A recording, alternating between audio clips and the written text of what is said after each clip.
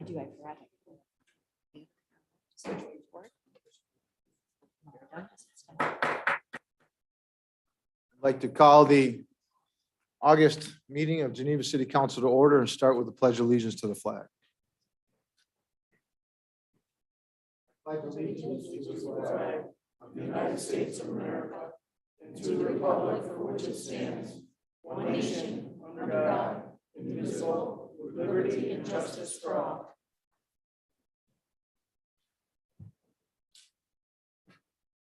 Clerk, could you please call the roll? Counselor Noon. Counselor Gallanese. Here. Counselor Burrell. Here. Counselor Peeler. Here. Counselor Regan. Here. Counselor Camera. Here. Counselor Salamandra. Counselor Salone. Here. Mayor Valentino. Here. Thank you. And I'd like to start with a reminder. This is a reminder to council and to the audience. We abide by the rules of order and procedure. We also have a variety of ethics tenets that we need to adhere to. As far as the public is concerned, there is an opportunity for public comment. Outside of that public comment, if you need to communicate with council in any way, please, there's opportunities outside of this meeting to do so. So we'd like to try to run an orderly meeting. Thank you very much.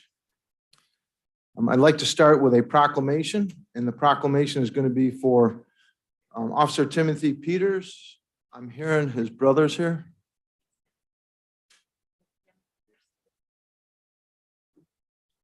I'm going to see if I can use the microphone. Yeah, if you please Any come other forward. family members can probably come up. Right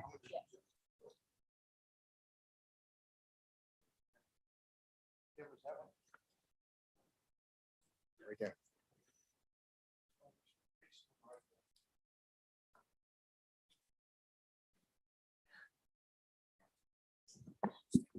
Yeah, please stand behind me so that everybody can see in the camera. It's quite the group.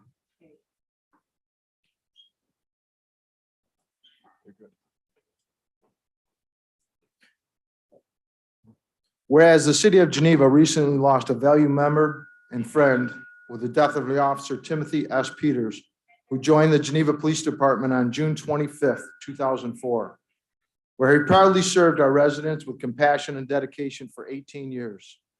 Whereas Tim served as a field training officer, evidence technician, court officer, and commercial vehicle enforcement officer during his years of service with the city.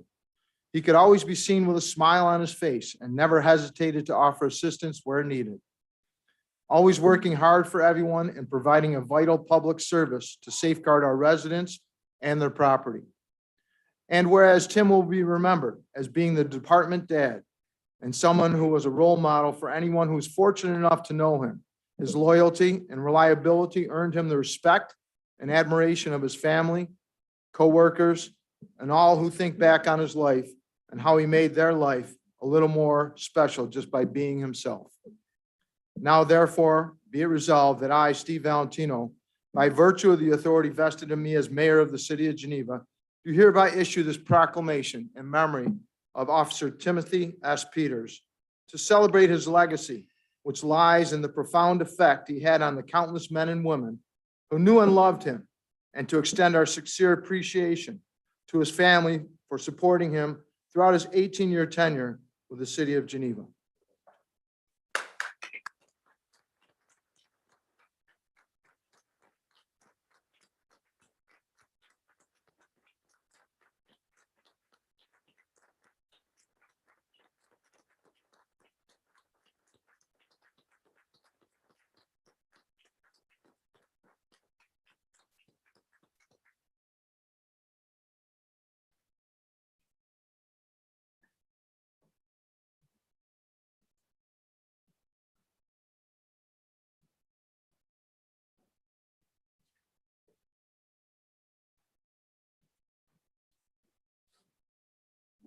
I'm looking for 6 people.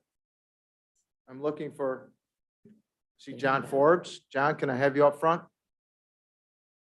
Ann Forbes, can I have you up front, please? Benjamin Meeks. Nathan Rosinko. Daniel Bell.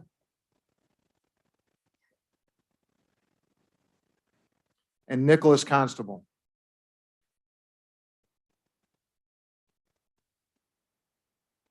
Perfect. I heard I had 5, so who's that? Nate? Okay, great. Thank you. So this is a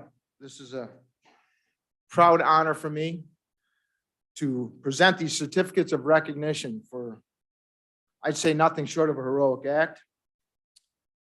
This certificate of recognition is awarded to these 6 people I just mentioned in recognition of your quick response on May 23rd to a citizen trapped under a moving car on Castle Street, where you displayed the true definition of courage and bravery, and your actions increased the survivability of that person and most likely saved his life.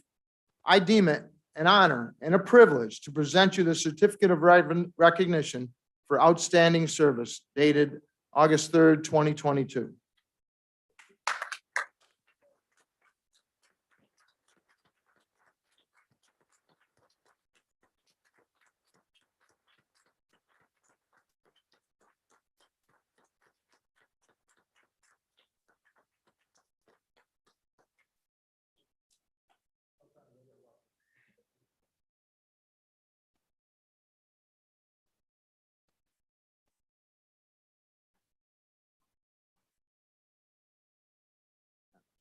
Sit down this one, because I know what constitutes.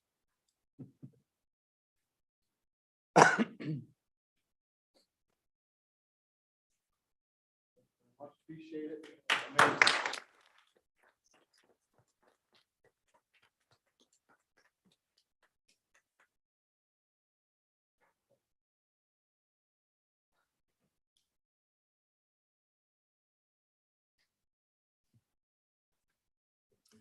Now on to business.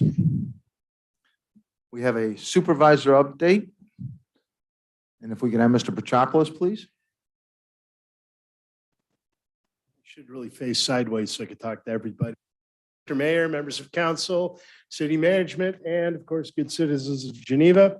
Thank you for coming. It's a short brief. Basically, the one big item that we deliberated on the resolution was about the possibility of cutting the gas tax. And after looking at numbers, after talking about it for a while, the Board of Supervisors as a whole determined that we should not cap the gas tax simply because we have 2 service areas on I-90. A lot of travelers are coming through. That's money for the county. If we were to cut that tax, it would benefit nobody in Ontario County. Most of the people who it would benefit are passing on through. However, we did ask ourselves to be creative. I've been asking around, and as far as I know, we're all suffering. I know I have to drive to Rochester and back every day, but if anyone that you know of in any of your districts are truly suffering, they can't pay the rent because of gas or anything like that, please let me know. City clerk has my email address at the county, and I'd be happy to bring this up with the rest of the board. Other than that, we have some events that came into the county inbox. One of them, of course, you probably know about. That is Saturday, the 13th in this very building. Our former city manager, Sage Gerling, sent a note that there's going to be an open house here. Now, like I said, I'm from New York City originally. Apples come on the A train and milk comes, from the supermarket. This is where they actually do all these wonderful things I've heard so much about. So if you can, it's basically going to be from 10 a.m. to 3 p.m. this Saturday, right here at Jordan Hall. So come if you can. The other 2 things I have is the county is still hiring. So if you know of anybody who needs employment, we have jobs at the county level. Check the website out. All ages, all skill levels, some competitive, some non-competitive. Please, I encourage you to encourage them to apply. We are looking. And finally, and this is sort of a little off, however, where I work at the Veterans Outreach Center of Rochester, if you know of any veterans in the area who would like to learn more about veterans benefits, housing, Social Security, employment, healthcare, public assistance, VA eligibility, senior services, education, counseling, legal assistance, the Veterans Outreach of Rochester is having a stand down, and this is Friday, September 16th, 11 a.m. to 2 p.m. at the Public Market in Rochester, which is on 280 Union Street. Again, this is a month or so down the road, but please, if you know of any veterans in the area who are looking for any services, maybe, could use some help, please let me know. Or alternately, I will be sending the city clerk a flyer, which is right here, And I will probably post some posters when we have them shortly in various public areas like the library. So do look out for those. Other than that, if anyone has any questions, I'd be happy to field them. Otherwise, Thank you very much. thank you. Thank you. Next, we have the DR update by our city clerk.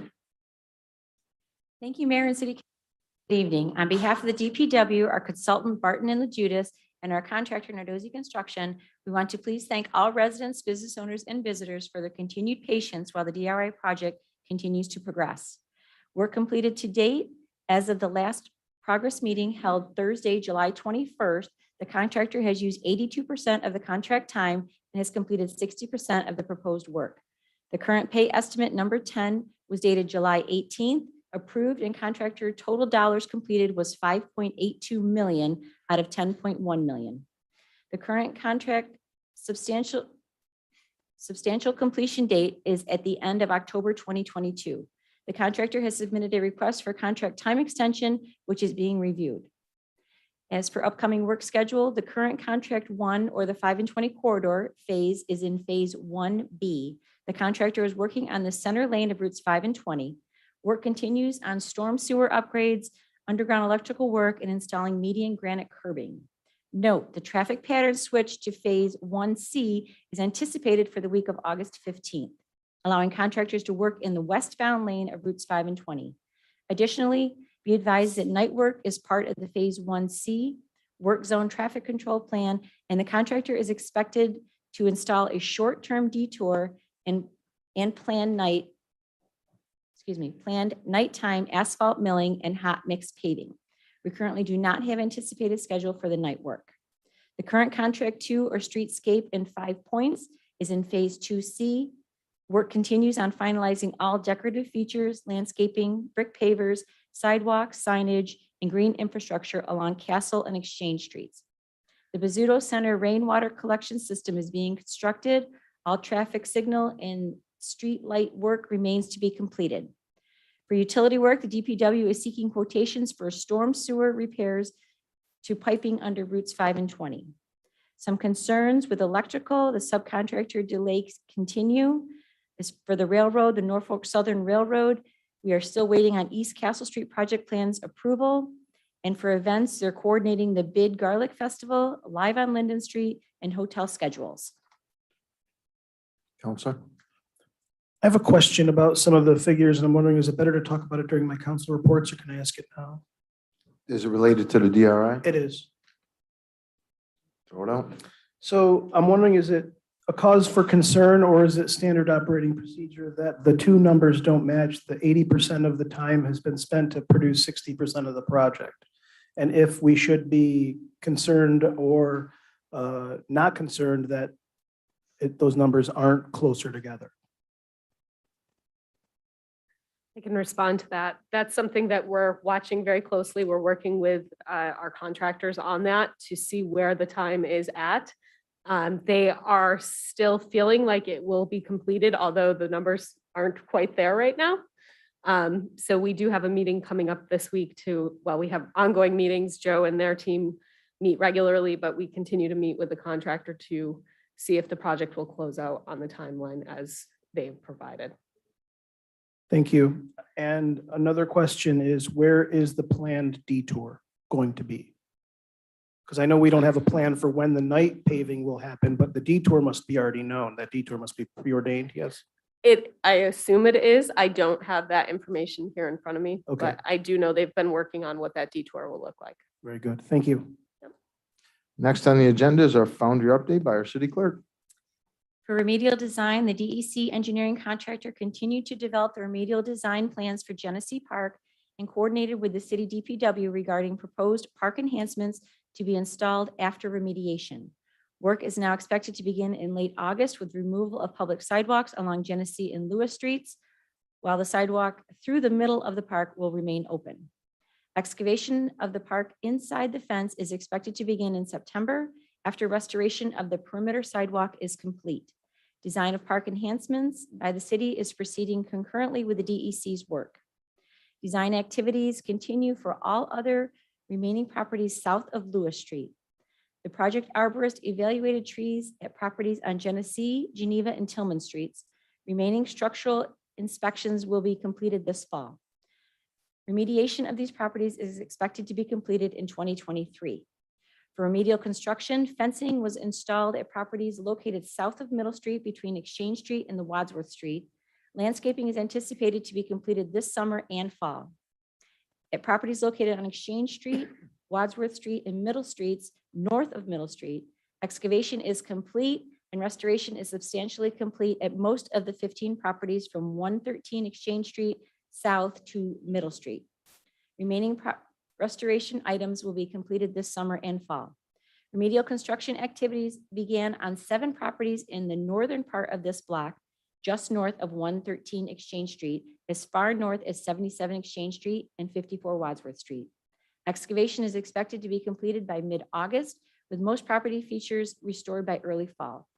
Replacement plants and trees will be installed this fall or next spring. As noted above, remedial construction work on Genesee Park is expected to begin near the end of August, and restoration is anticipated to be completed in early November 2022. Other work south of Lewis Street will be performed concurrently with the work at Genesee Park. Thank you. Thank you. Next is consideration of meeting minutes. We'll split the two. We have the July 6th regular council meeting. I need a motion.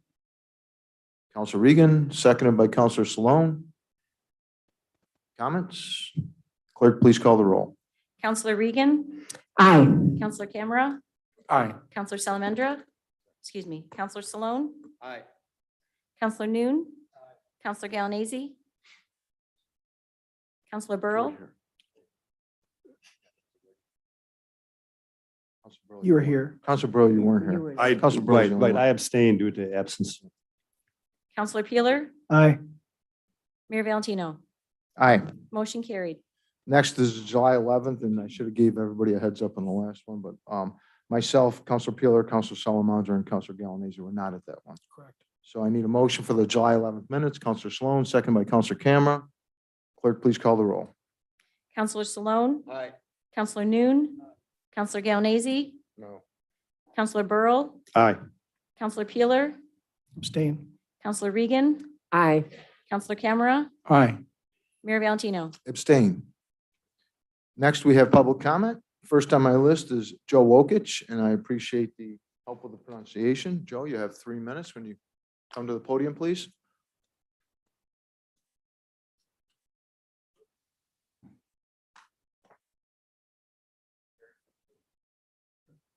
Good evening, and I appreciate a few moments of your time. I last appeared before this council in December. The topic was the tree program that the city of Geneva has. At that meeting, it was my understanding that we were going to move forward with a committee to address that particular concern, where one can make the argument Geneva produces an exit tax to residents that might be selling their property in the city. I formerly owned some property at 35 Columbia Street. The city was notified over the course of a decade of the tree that was causing the sidewalk to heave. I was told that the city is an urban forest. As such, the tree could not be removed. Fast forward, I got estimates to repair the sidewalk. The city said they would not remove the tree. The same tree that caused the problem to begin with is going to stay there once the sidewalk is replaced, if it isn't replaced. My issue is the way it's administered. There's a unilateral inspection given by some people within City Hall. There's no process to appeal that decision. It is unilateral. It is a fine. It is an exit tax. And quite frankly, when a property owner reaches out to the governing body to say, hey, look, this is a problem. It might even border on the line of vicarious liability, because now they know about it, but fail to act, and then assigns the liability back to the homeowner. There's something wrong with that system. I left this meeting in December with the distinct impression that we were going to move forward, possibly using the model that Ithaca had, where it was a $50 per property owner fee for everyone so that we can take the old slate sidewalks, fix those. Trees, we can fix that. I was told that we don't take any trees down. I factually know that to be incorrect. There's trees that were taken down along Washington Street because they were being problematic. They're diseased and what have you.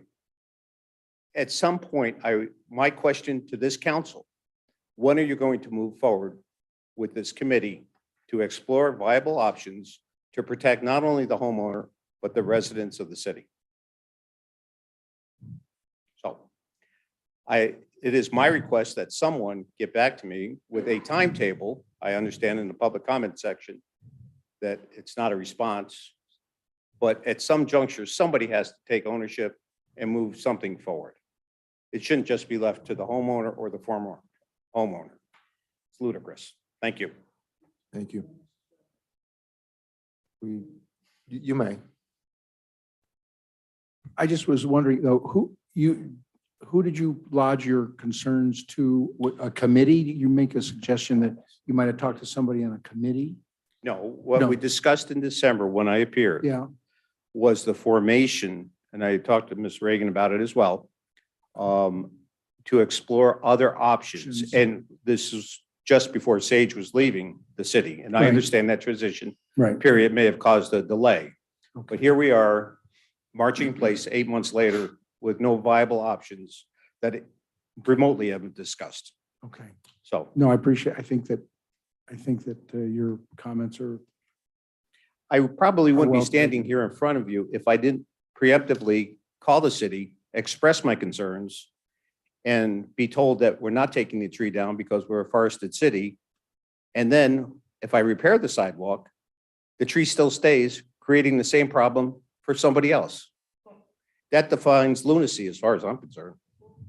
So okay, I thank you. thank you. Thank you. Next, we have Mr. Paul Peters, who's asked for 4 minutes.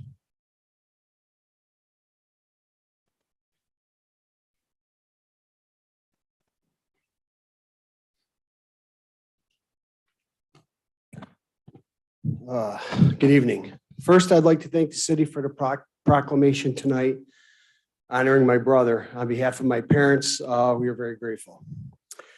I would like to sincerely thank the City of Geneva Police Department. Since my brother's cancer diagnosis, the outpouring of love and support shown to him and my family has been immeasurable.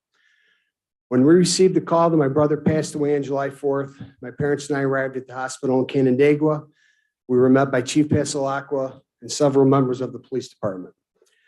More showed, and everybody stayed in the room with us until almost 1 o'clock in the morning to help us in our time of grief.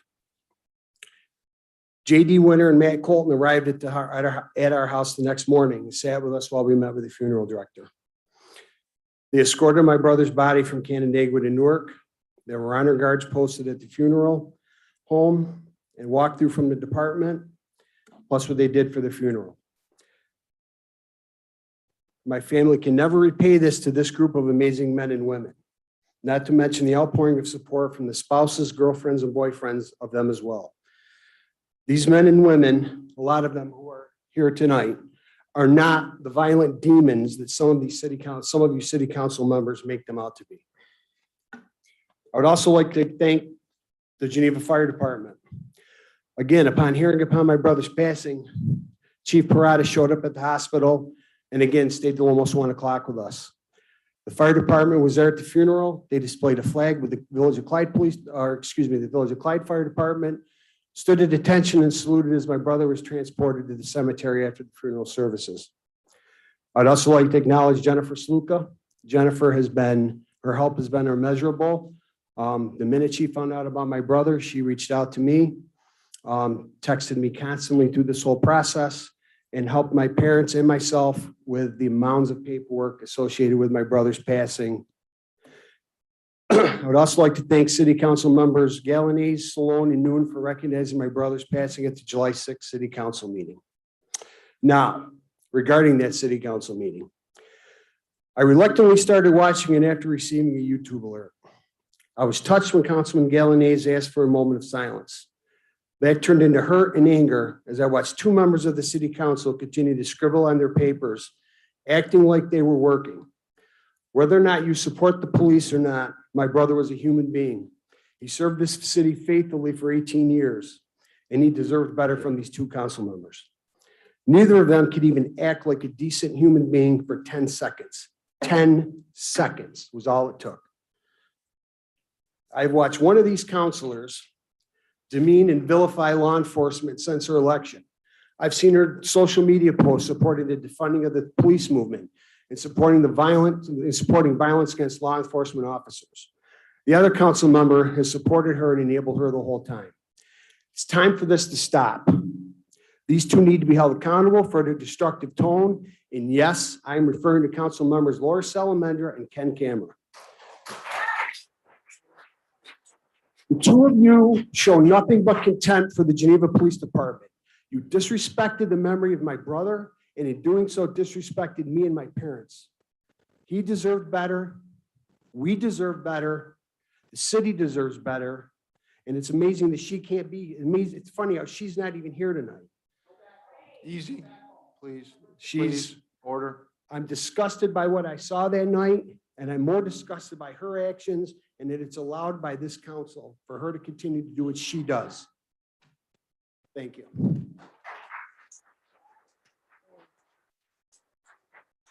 Next we have Mr. Charles King.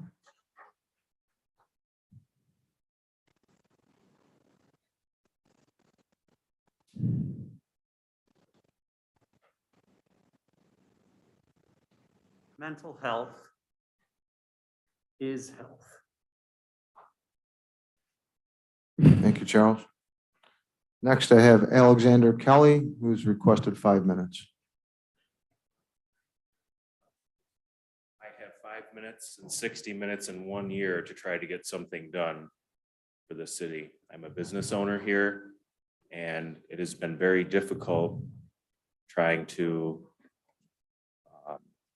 start a business in Geneva, to maintain a business in Geneva, to get clarity on where I can and cannot be as a business in Geneva.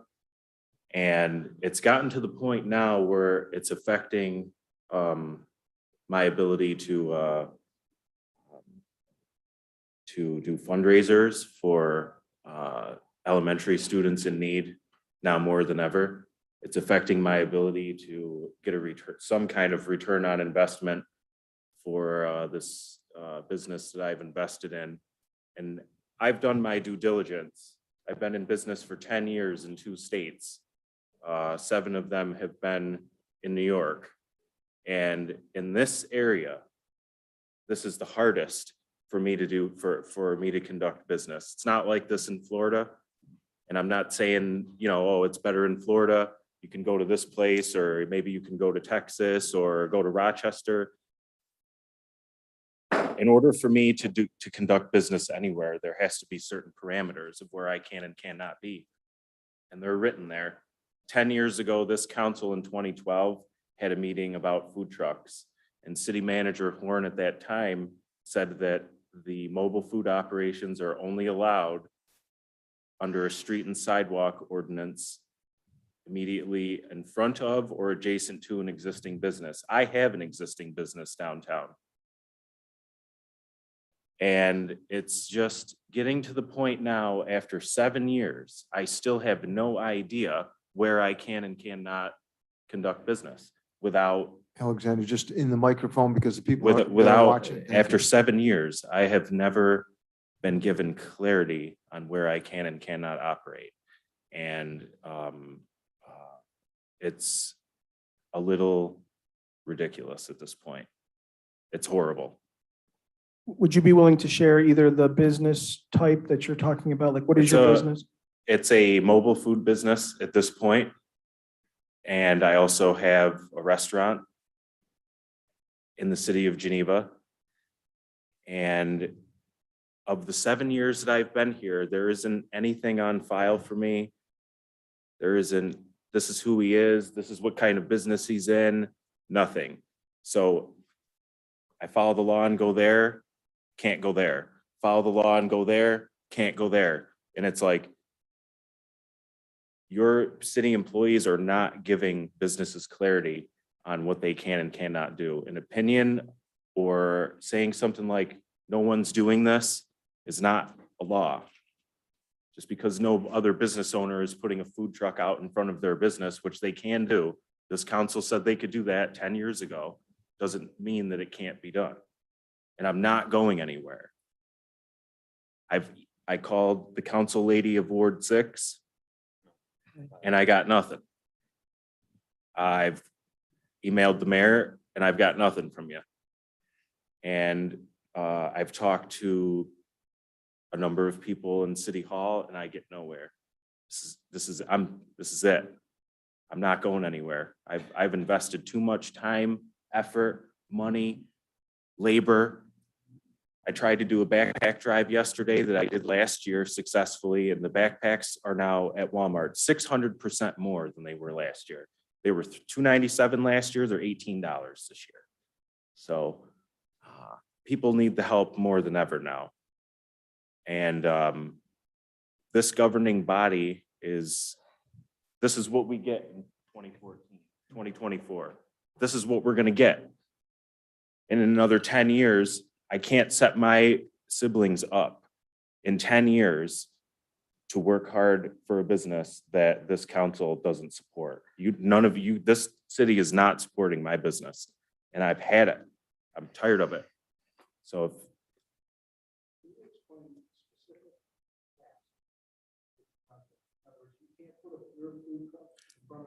I'm not allowed to operate on private property with permission from a property owner. I'm not allowed to operate in front of or in the rear of my existing business. I was told that I am not in business and that I am not licensed with the Department of Health before they even called to check. Nobody called anybody. They always put these specific individuals always put the burden of proof on me. And I proffer everything. They are city employees. There's a Councilor few Cameron, city You can probably get some details from the city manager employees. or staff. So, if you need so that. I don't want to, I've got 12 5-minute sessions. And if I can get something done in 1 year, that's going to benefit. It's not a 7-year barrier to entry in Geneva. It's a 7-year barrier to entry maybe in Manhattan, but not in the city of Geneva, especially with people trying to open food businesses. So I don't get clarity from multiple city employees on where I can and can't operate. And it can't happen anymore. So I thank the committee for their time. Can you state your name one more time, please? Alex Kelly? Alexander Kelly. Alex. Yeah. Thank you, Mr. Kelly, for doing Thanks. this. Thank you. Next on our agenda is mayor and council reports, and I'm going to start to my right and work my way around to the left. So Councilor New, I have nothing for this month. Councilor Burrow.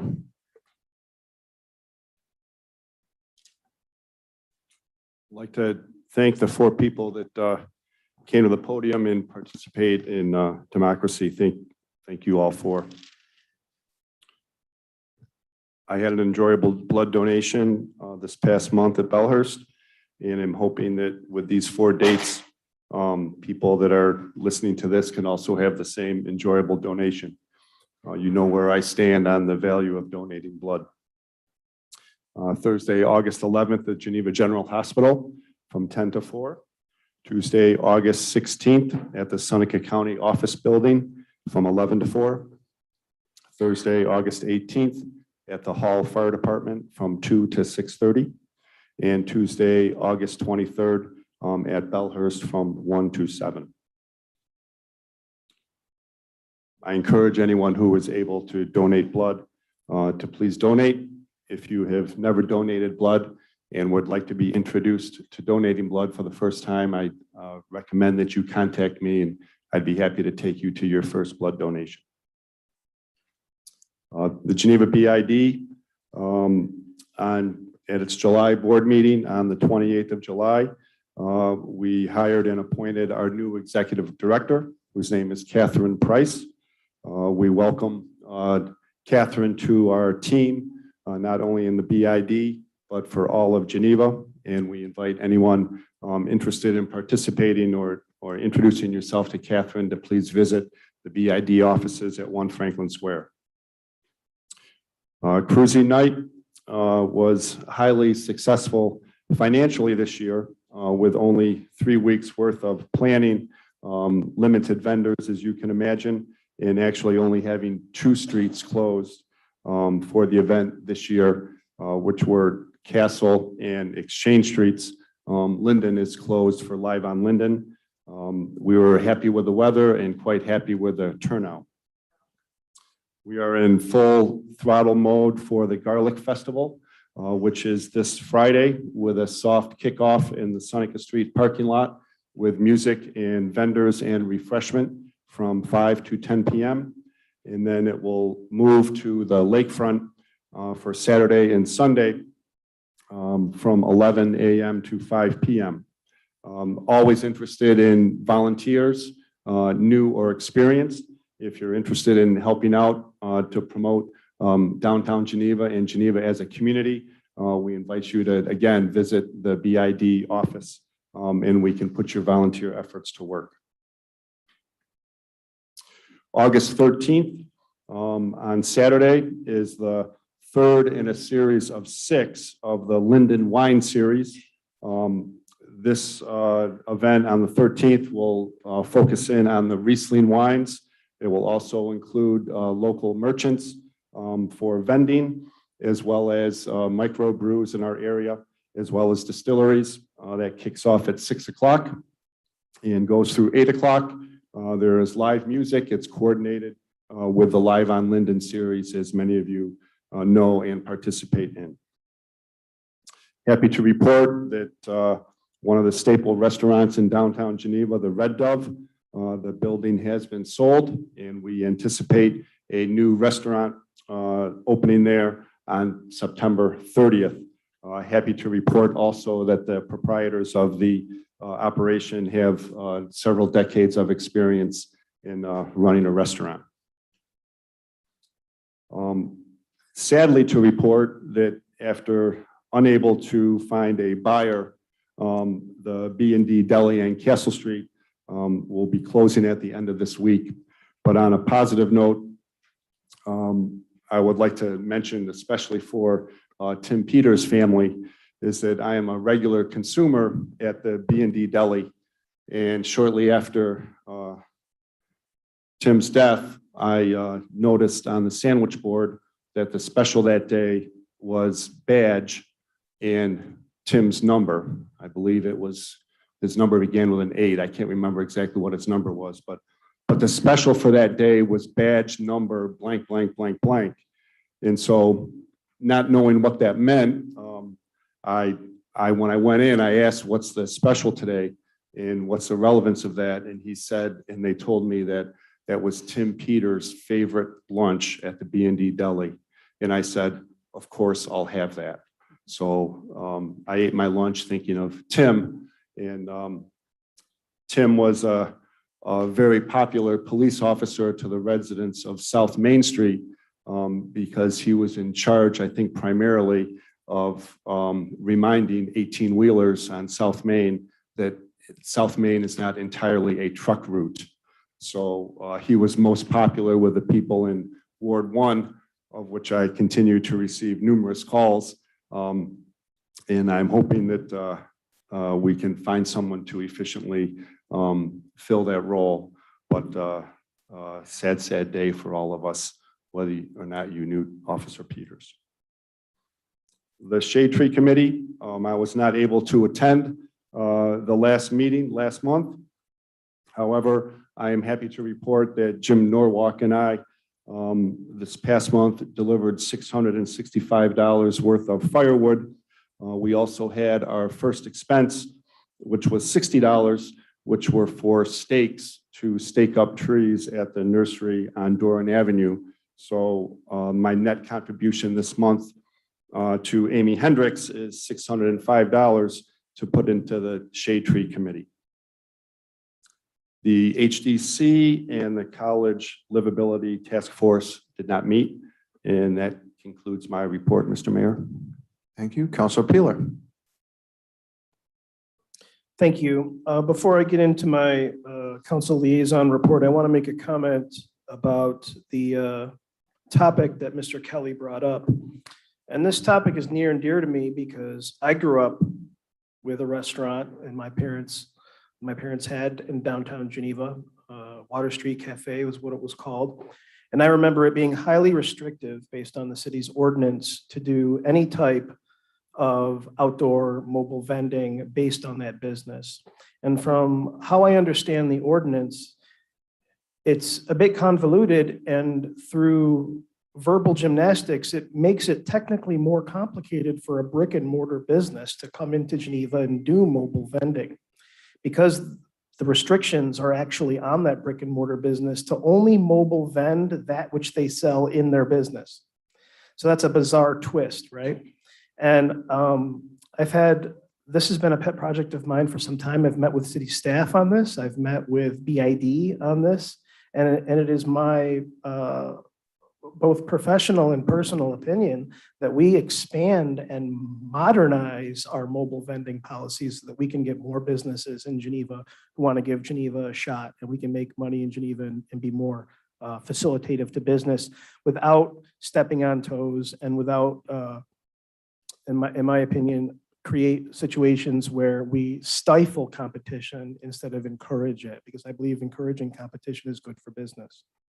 So I'm sorry this is happening to you, and I empathize, and I hope this will be done both from this side of the table and staff side of the table to expand on these ordinances, which are very old. I believe the last time it was rewritten, it was in the mid-90s.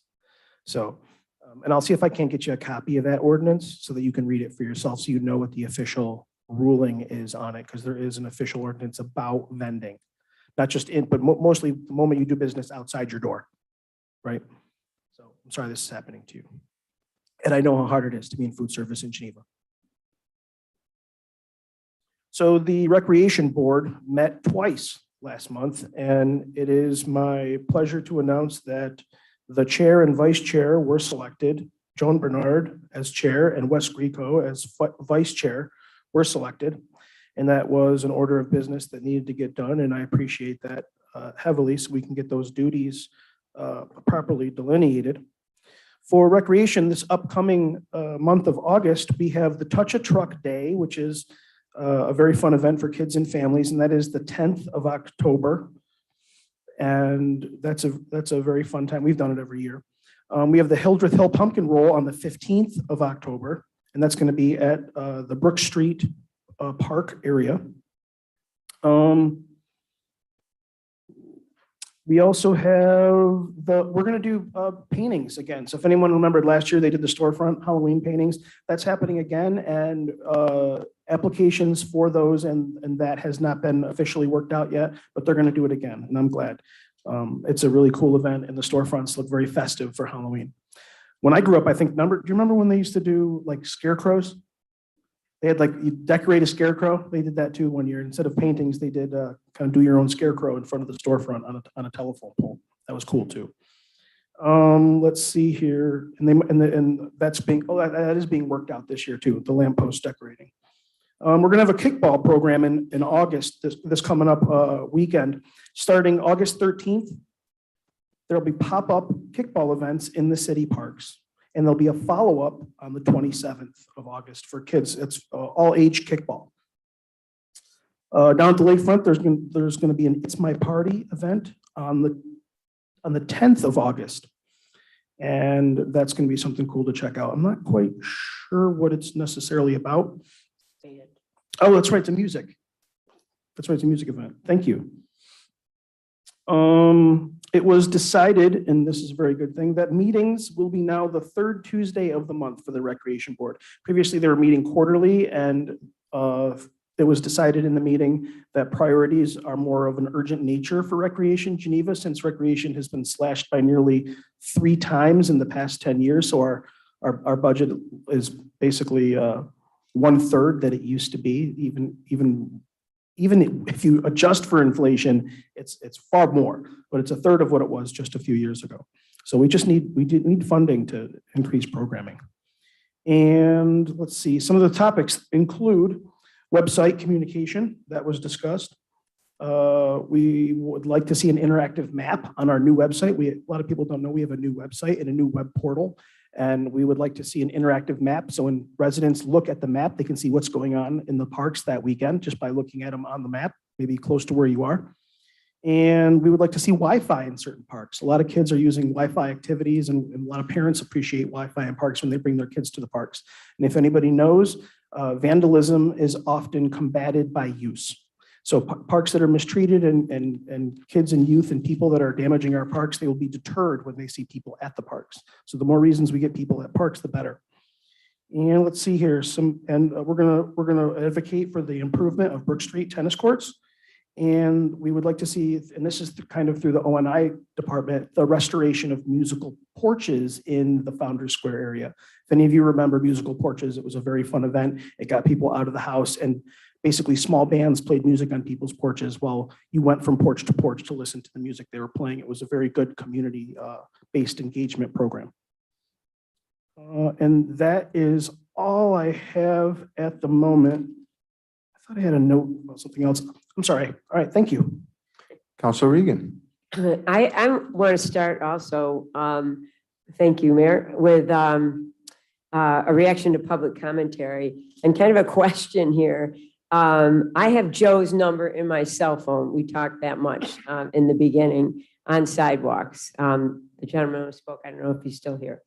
And I brought this up to this group so many times by email and at City Council asking to have a work session. So I'm going to ask just right now, we've been on council, like we're in our third year, and maybe I should know how we get this started, but I'm just going to ask the mayor as part of my report can we get the sidewalk session? That's what he was referring to, I think, because I did tell him I would work towards getting a work session, and I have, but unfortunately it hasn't happened. So I'm just going to ask right now how we can get that. We thought we might be able to do it in August.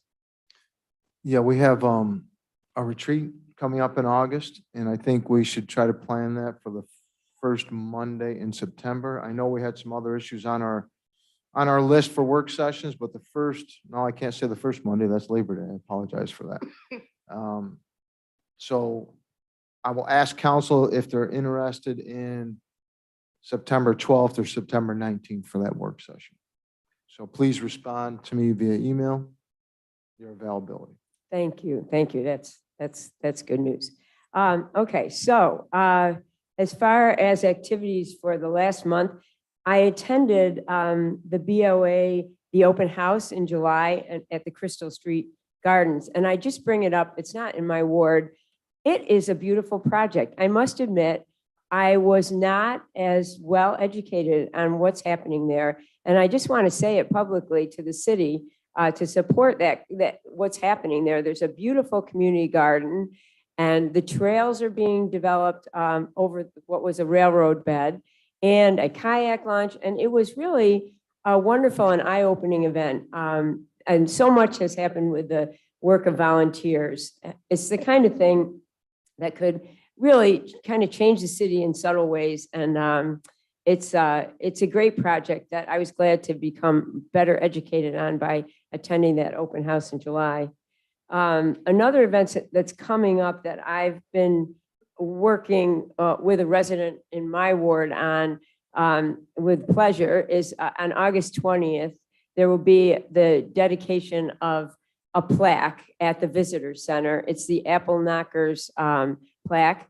For those unfamiliar, that is a drum and bugle corps that marched in this city, had activity and parades and so forth for over 50 years. They've been involved throughout the state, and certain cities, they've put together this plaque, which they fund, and they work hard to find a placement for. And it's all come to fruition, and I'm glad of that. I myself was in a color guard and shared parade rates through our routes with the Apple Knockers through high school. So it was just kind of fun to hear their name again.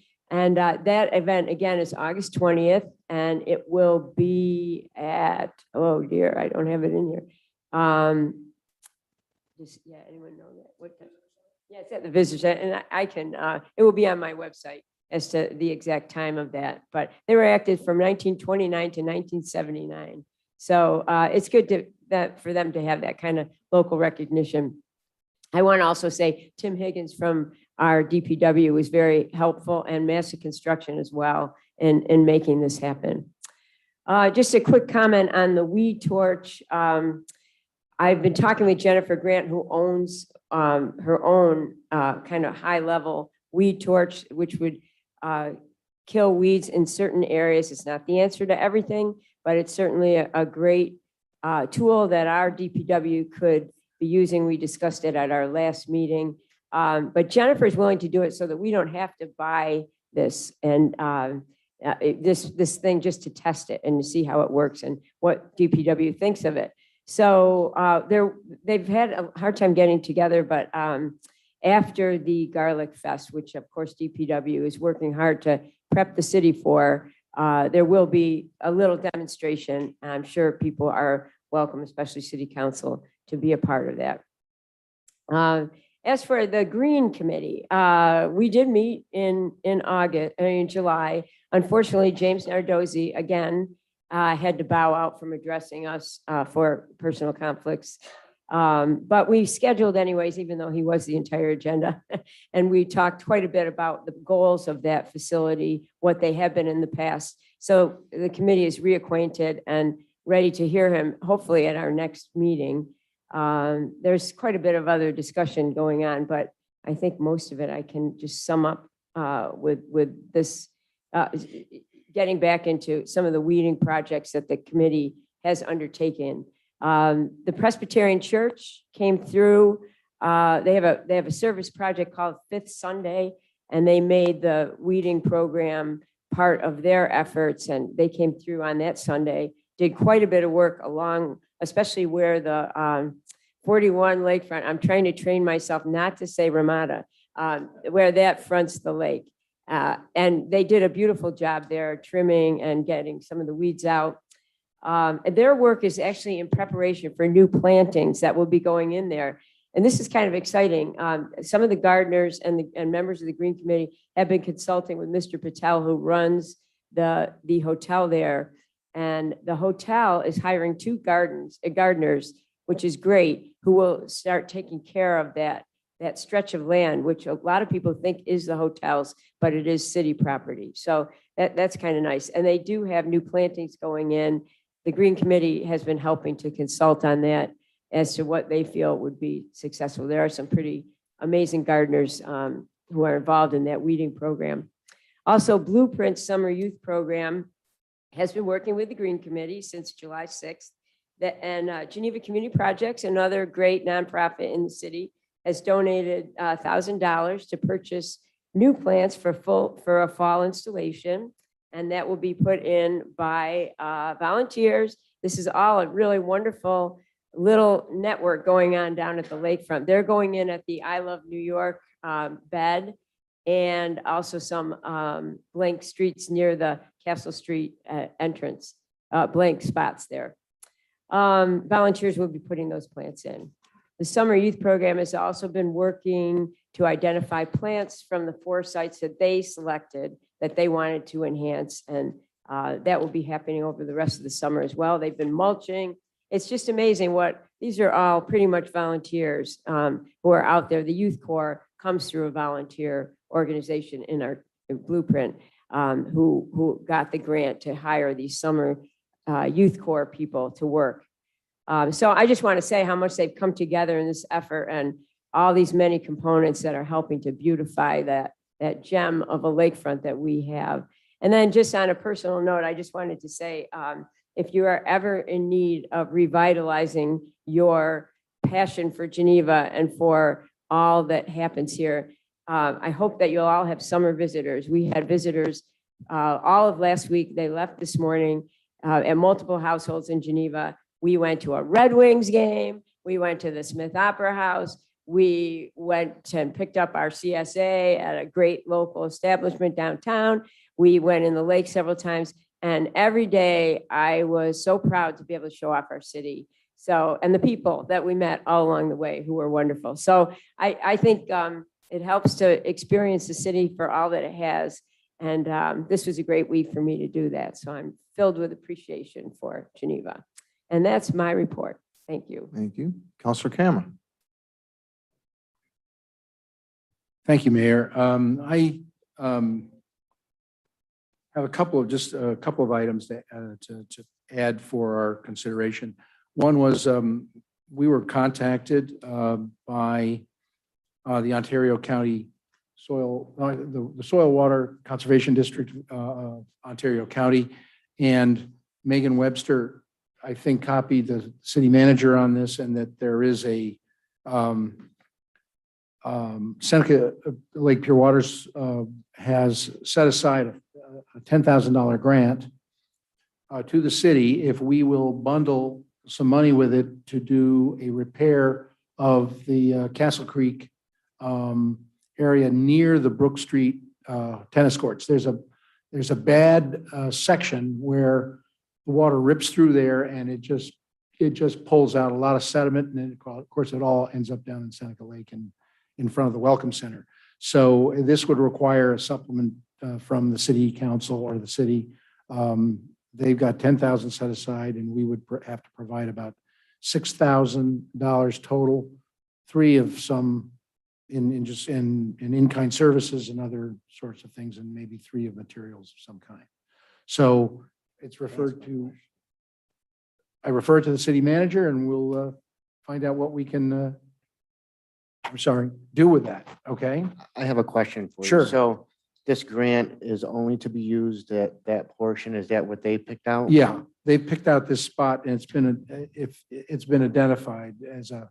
Just because you triggered something in my mind. Okay. I would also like city manager to look into portions of Castle Creek where they run almost through a couple resident houses down there where they've done extensive damage. And once again, I will say, Mr. Kelly brought up a good point that I want to touch on. And I do know that it is said more often than not that it is very hard to do business in Geneva. And we need to stop that. We should be rolling out the red carpet for Counselor, can I businesses ask in you to Geneva. hold that for your report? Okay, but you had a I'm touching on this. clarifying question on the grant. Hold that one for your Okay, report, okay? but Thank you. I would still like to look into, investigate, and find a resolve for those Point taken. houses down there. Thank Counselor you. Cameron, back Okay, to you. but that's a separate issue. This particular area has been studied, and they've identified this as a particularly problematic thing, soil and water conservation. So that's a separate issue. Your point's well taken. I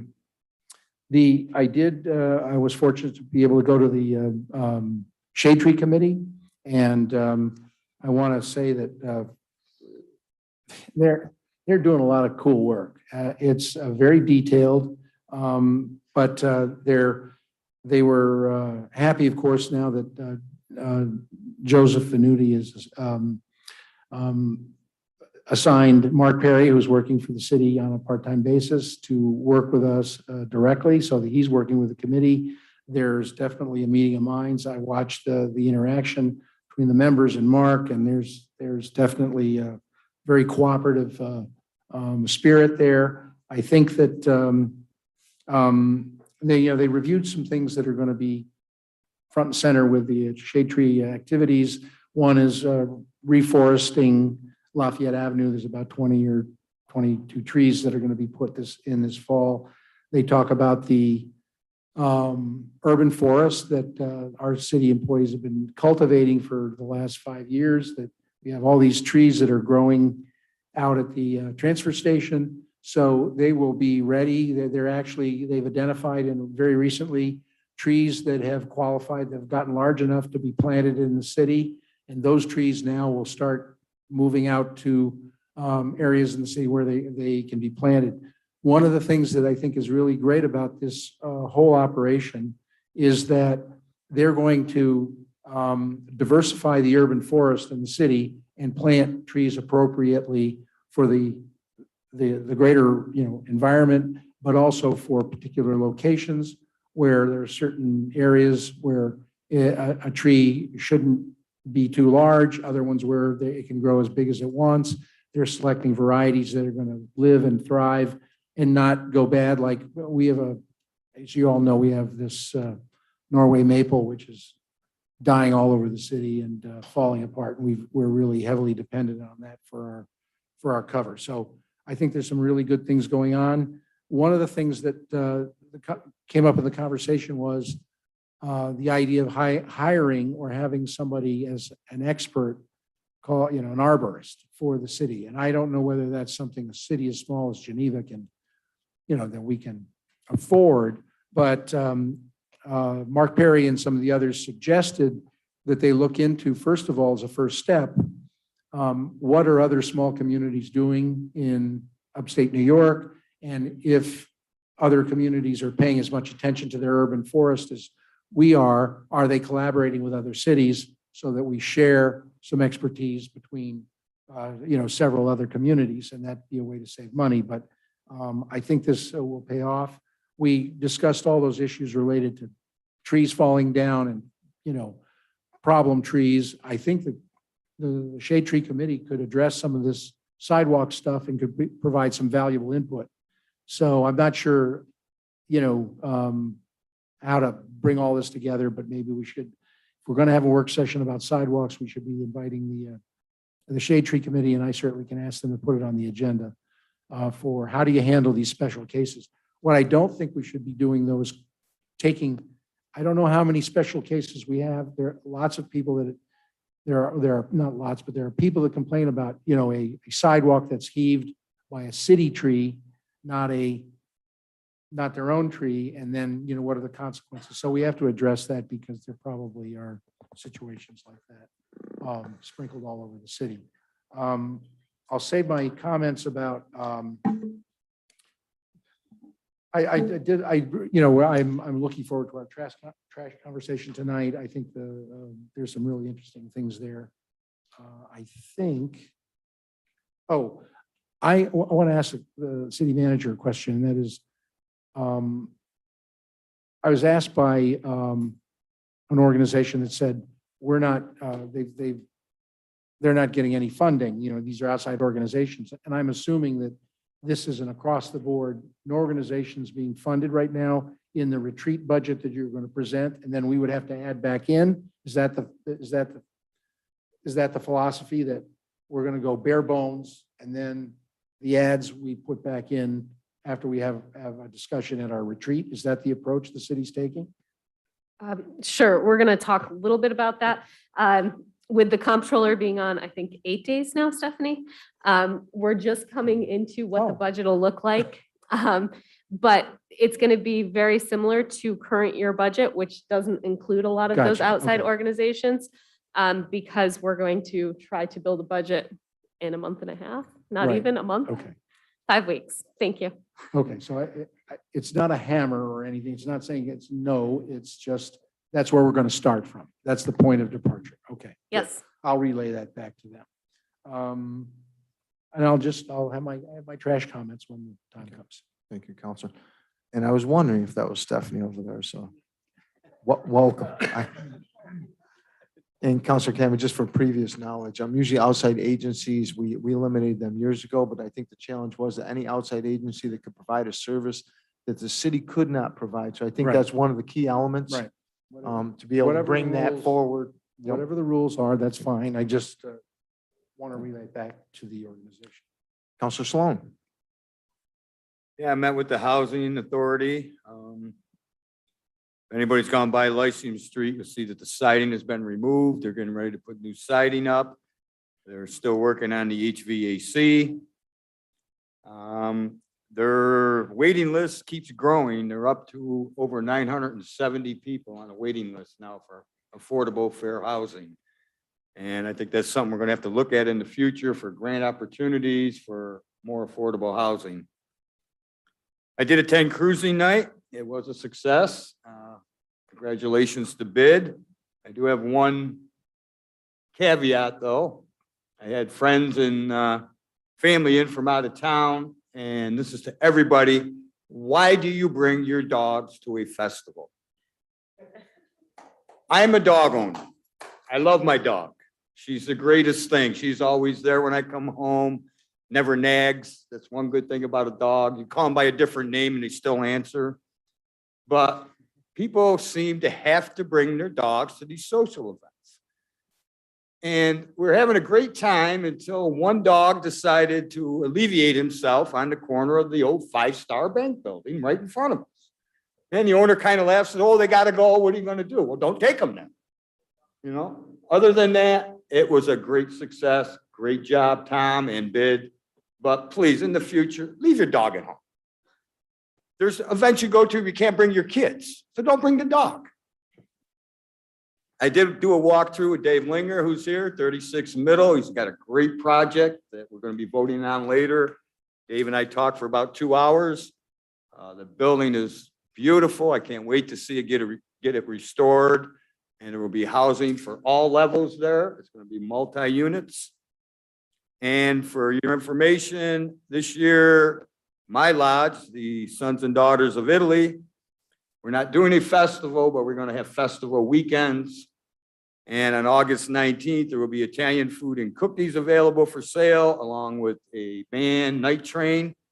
And then the following night, August 20th, a Saturday, there will be a pig roast with live music. So if anybody's interested, come down to the lodge on Prospect Avenue. That's all I have for tonight. Thank you. Counselor Galanese. So the planning board did not meet in July, but the police budget advisory board did. And they had a full board with their newly appointed 4 members, John Lynch, Jonathan Millis, Michelle Neary, and alternate Dave Strickland. They're back hard at work, taking notes, asking questions, compiling questions for Chief Passalacqua. And I want to welcome Stephanie Newcomb as the new city comptroller. That will be a big help. I'd like to ask the city manager, on our city website, it does not list the police budget advisory board, and I think that it should be put on there. And they're preparing a document for potential budget recommendations for next year's budget. So they're doing the best they can without a city comptroller. And now that she's here, I think it'll make things easier for them to understand of the questions that they need answered. And I also want to go back to what I was saying earlier with Ken. We do, Geneva does, and I'm not going to stick up for anybody at this point when it comes to this. I've heard it my whole entire life living here. It's hard to do business in Geneva. It's hard to own a business in Geneva. We should be rolling out the red carpet for businesses in Geneva. That's the bottom line. Whatever it takes to acquire new business, to keep business, that's what we need to do. And I appreciate the Shade Tree Committee and all these committees, but we need to get to work on revenue creation and things to move Geneva forward. These feel-good things are great. The enhancements are there. We see them every single day. But we need to put our heads together and really start moving Geneva forward. We've been asleep at the wheel for the last 3 years now. Old council approved a marina. We're kicking the can down the road with that. We just got an email that we can't put it where it was proposed to, which is a good thing. But I think that we need to have a special council meeting to discuss this before the window of opportunity closes and somebody else reaps the benefit from it, because that's what happens a lot here in Geneva. We have our hand out at the end of the pier, the boat's going by, we can touch their fingertips, when actually we can pull them in, but we say, oh, well, wait, it goes down to Watkins Glen, goes to Canandaigua. We cannot afford to have these things happen anymore. I also want to say that I think that the DRI project, now that the barricades are gone, you can see down the streets, it's beautiful. The transition for people getting used to it, it's going to happen over time, but I think that it's a great improvement to the city. So all the negatives, I just ask everyone to give it a chance. 5 and 20, different story. But we'll see how that goes when that's all done.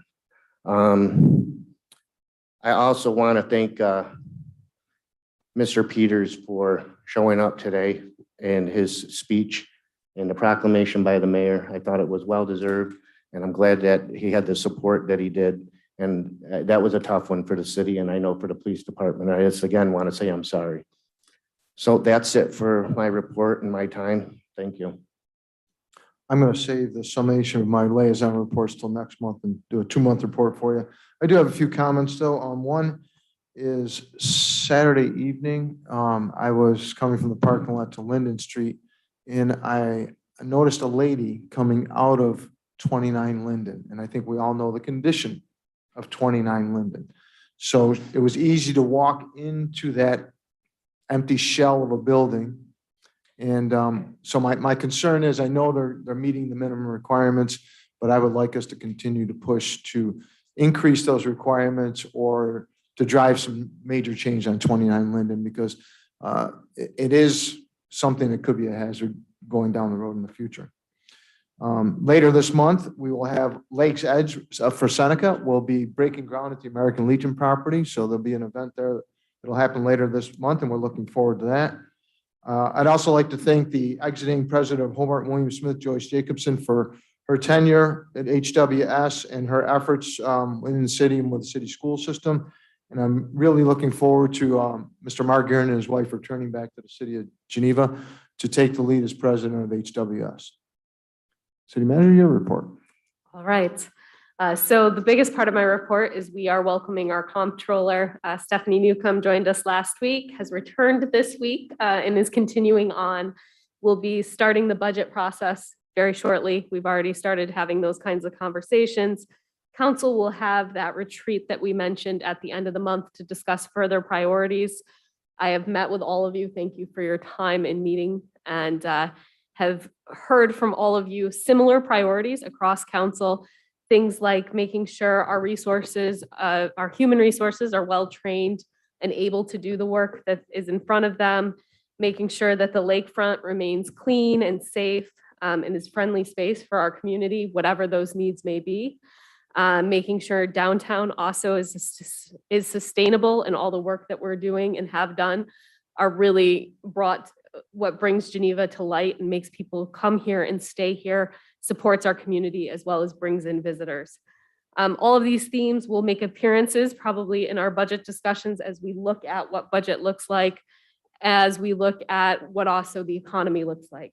So lots of discussions already on what could be happening right now and how that'll impact Geneva really at a global level and what that'll mean for our resources. The next search will be underway shortly. Just looked at the job description one last time today for the Director of Planning and Economic Development. We are hoping to hit the street with that by the end of this week, if not the beginning of next.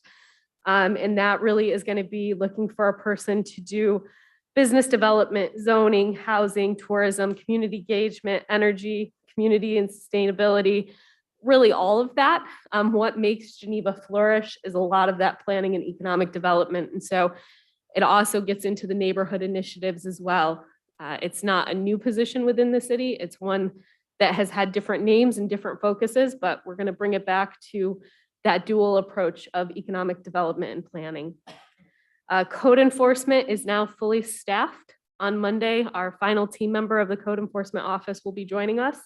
That will allow us to move some of these properties forward that we've had concerns, as well as look further into some of those zoning ordinances and reviewing that. I think that's a piece of having all of our team actually in place, having a director of economic development, having our zoning discussion that we will have this fall, pulling all those things together. So some of the things that you're hearing in public comment that we're hearing as well in City Hall, updating those things, but we need all those people in place prior to being able to get there. The other piece we mentioned, as events are starting to really become part of Lakefront, our event planning team is working to look at the new resources we have and how those events are going to be operated. This weekend, we've already mentioned Glorious Garlic Festival. For safety and flow purposes, the farmers market will not be occurring on Saturday, although those vendors will be part of that festival. And so that's a shift. Additionally, the boat launch will be closed from 2 a.m. on August 6th to 7 p.m. on August 7th. And the disc golf course will also be unavailable because that event is so large, it'll be taking part in some of those spaces.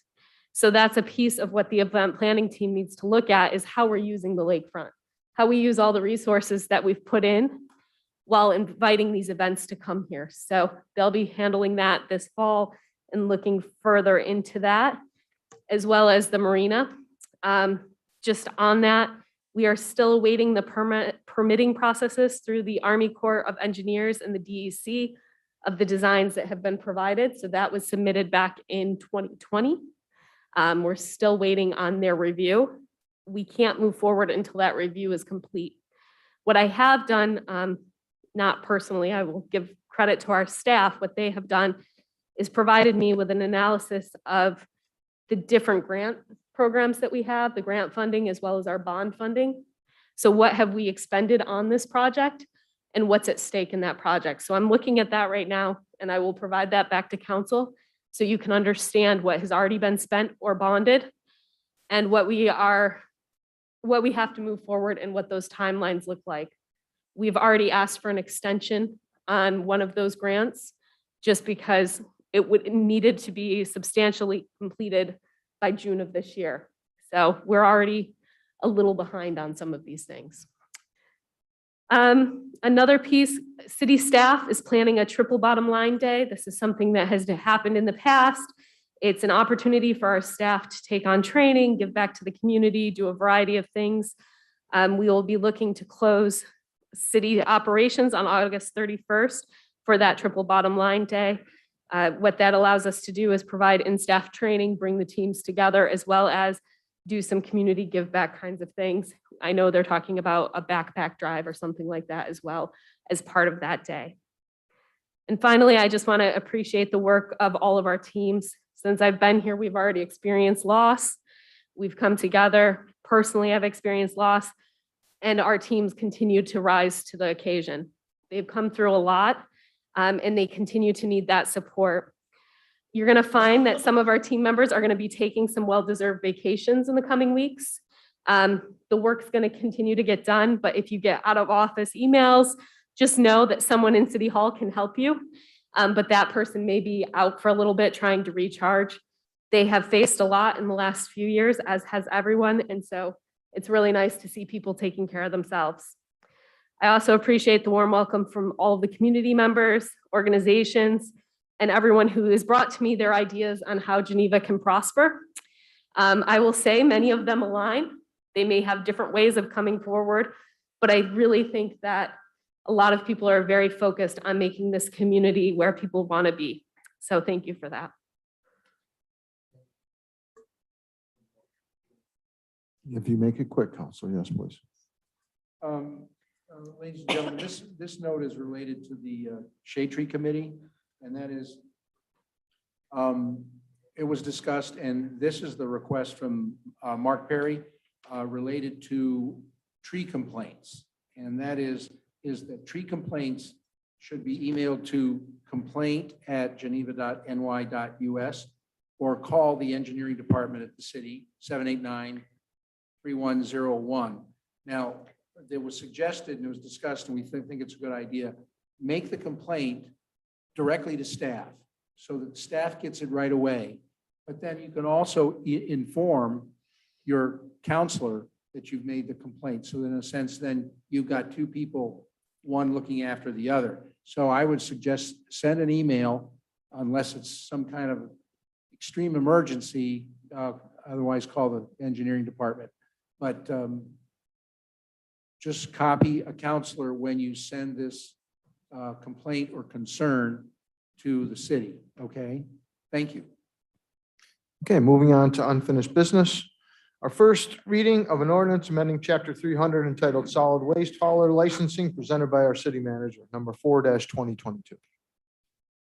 All right, at the July 11th work session, city staff were asked to incorporate the changes to the ordinance to reflect the addition of 2 licenses for each commercial and residential hauling, resulting in 6 available licenses for each category. The ordinance that you have in front of you also provides inclusion of language related to roll-off container or other device to collect solid waste or construction or demolition debris. This resolution will be voted on by council, will address the fees. There will be a future resolution, sorry about that, voted on by council to address the fees associated with this during the budget process. You typically have a fee schedule, and so if we were going to make changes with that, we would provide them during that process. So that has been removed from the ordinance. Staff is currently researching applications agreements from other localities for a revised application process for 2023, which we would share with council once we have that process. It would look similar to some of the discussion you had at that work session where there would be more accountability in that application. It wouldn't just be a simple application. It would be more of an agreement that they are agreeing to do the following things. The advisement of city staff members continues to be not to limit the number of haulers to allow for competitive pricing among the haulers, as well as differing qualities of services. People are looking for different things. And so city staff continues to say that the limitation could be a barrier. It also is a concern about the number of haulers servicing one multiple street per week. We had looked into that, and it has not shown in our research that that would be a problem if there were multiple licenses offered. Need a motion. Counselor Peeler, seconded by Counselor Camera. Discussion. Counselor Camera first, Counselor Noon second, Counselor Regan third. I think you've done a great job. I really do. I think that if we didn't have any discussion at all and just voted on this tonight, I would support this. There are areas where of possible concern and areas that I might want to take a little more look at, but I think that you've covered all the bases. And I think staff did a great job. I'm for the 6 licenses to start with.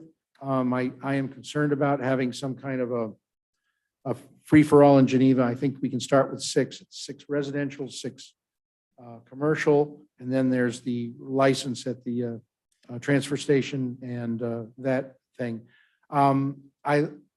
I think one of the things that I reread, the entire, the first section of this is the changes, and then you were kind enough to put what it would look like if we had, what the ordinance will look like related to trash, and I read it through a couple of times, and I feel like you've really covered lots of things. One of the areas that I am concerned about, and I would like us to still focus on this, is the labeling. And we've kind of let that go. We've provided all 4 suppliers in the past with the labels to do that. Only one hauler has complied, and I don't know whether they had enough labels for their toters or not. But my understanding is they've used up what they've got. The reason I think that the labeling is important is I went to a website called, well, first, 2 reasons. One is my experience. Maybe it's one of the burdens of being a city councilor is you end up in another community somewhere and you walk around, you're supposed to be there on vacation or something or whatever, be involved with your kids in some kind of activity, and you end up spending time looking at toters in the other community and what they're doing and things like that. And I am picking up in other communities, there tends to be a trend, and that's the standardization of the labeling. And so I started looking around and saying, well, how I kind of felt from this, it was important for one other reason, besides the fact that other communities are starting to do this, and it seems to be an increasing trend. When I walk around my neighborhood, my wife and I, we walk our dog, and you can't help it, but you end up picking up the trash as you're going. And then you walk up to the nearest toter that's, down the street or something, and you've got some recycling in your hand and you've got some trash. And so when I pick up the recycling toter or the top to the recycling toter, I often see a completely contaminated waste stream. I see garbage in there along with, paper and other products and stuff like that. So I kind of feel like our waste stream is not as separated as it should be. The last thing I did was recently on a more scientific level is I went to a site called Recycle Across America, RAA. And I just sort of said, what are these people doing? And, it was like they put out an advisory on their website that has the 15 things that every community should do in order to improve recycling in their community. And the number one thing is, it's right here. Recycling is the most important action society can do to simultaneously help the environment, the economy, manufacturing, and prevent waste from going into oceans. But recycling doesn't work if society is confused at the bin. The society-wide standardized labels for bins are the number one solution to solve the recycling crisis, because labels help people recycle more and recycle right wherever they might be. The standardized labels reduce the amount of garbage thrown in recycling bins, which in turn makes recycling economically viable. It's that simple.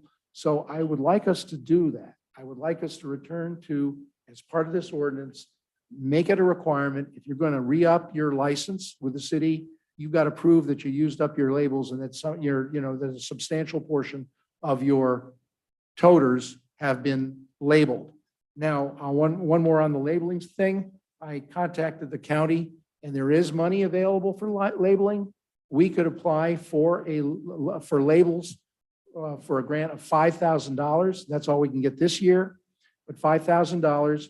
And it's as easy as some kind of an email from us to the solid waste people, Carla Jordan and the planners over there, and we can get the 5,000 to add and to create more labels. Our labels are very simple. They're not really fancy. They're recycling and landfill. And you can get much fancier ones, but they're much more expensive. We've started out with recycling and landfill, and that's as clear as day to me. So I'd like us to maintain that. Well, it is in the ordinance. I'd like us to continue with that. I think it's very important that we do that. I'm just looking at some of my notes.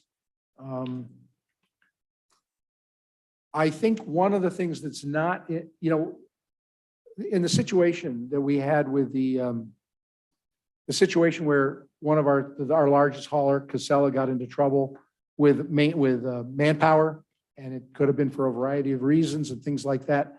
When something happens like that, you've got mainly our commercial businesses get into trouble really fast if they can't get their trash and recycling picked up. So the dilemma is not only their dilemma, but it's also the city's dilemma. What kind of tools can we give staff to make some decisions, or to make a temporary license or contract, temporarily to solve that problem while things are fixed? That's something we haven't necessarily got in here that says, let's give the staff the tools they need to do what they have to do when bad things happen. And so those are my comments. I'm still prepared to support this. And if we wanted to add that item in here tonight, or we could think about it and add it in the second reading, is that possible? And so maybe that needs to have some thought. Staff clearly knows what they're doing as far as I'm concerned, and they can come up with something to suggest in an emergency, we can do this. I think one of the problems with the emergency we had was some of the other suppliers, some of the other haulers did not, most of them, the only one I think that has it is the front load, is to pick up a large bin and from the front of the truck and dump it over the top. I don't think the other ones have that, and that has certain equipment and things like that. So if we add 2 more commercial licenses, I think we're going to get another hauler who's going to be able to take care of that equipment. And in an emergency, that would be very important.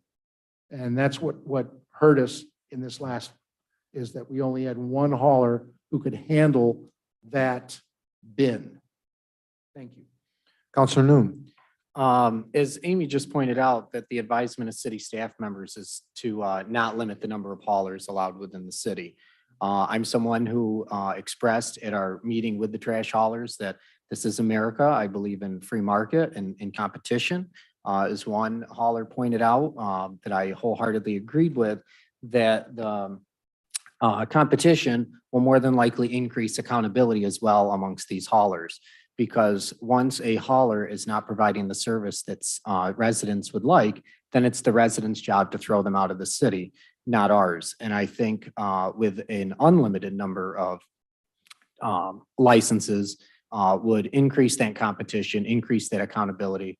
And as a government, it's great to put all these other stipulations in place, which I favor. I'm not in favor of us as a governing body dictating to our residents who they can choose and limiting their access to haulers. So with that said, I would like to propose an amendment. If you go to page 30 of your agenda document, that's Article 3, Section 300-7, 1A.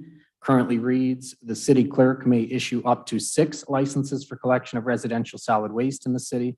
And then it goes on from there. Section 2B under 300-7 reads the same, except with the exception of it states for the collection of commercial solid waste in the city. And I would like to amend this resolution for section 1A to read that the city will have no limitations on the number of licenses that the city clerk can issue for collection of residential solid waste in the city. And the remaining wording would remain the same. And for section 2B, I would like to amend that to read the city will have no limitations on the number of the licenses that the city clerk can issue for collection of commercial solid waste in the city. Do we have a second? Seconded by Counselor Galanese. Discussion. Counselor Galanese. I speak side by side with Anthony, everything that he said. Competition is a good thing. It drives prices down, not up. Ken was talking about what hurts us is when incidents happen in Geneva. What hurts us is when you have local businesses that want to do business in Geneva and you handcuff them and make them have to jump through hoops, meeting after meeting, when it's so simple from the beginning.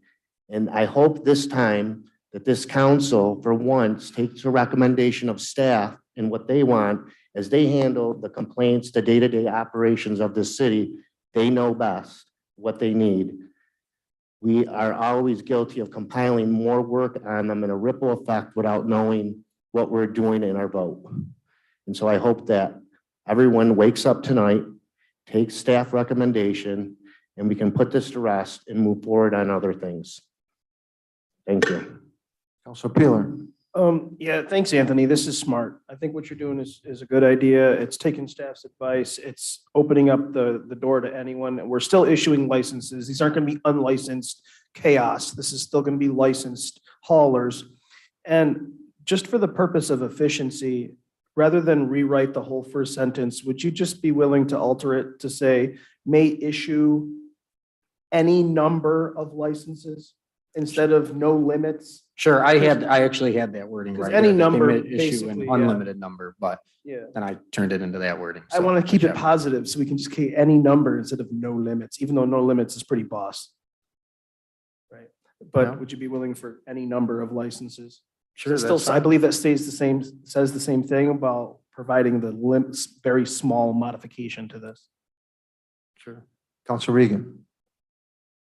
I can appreciate the argument behind this. I can't help but be frightened by the idea of unlimited number of haulers going through the city.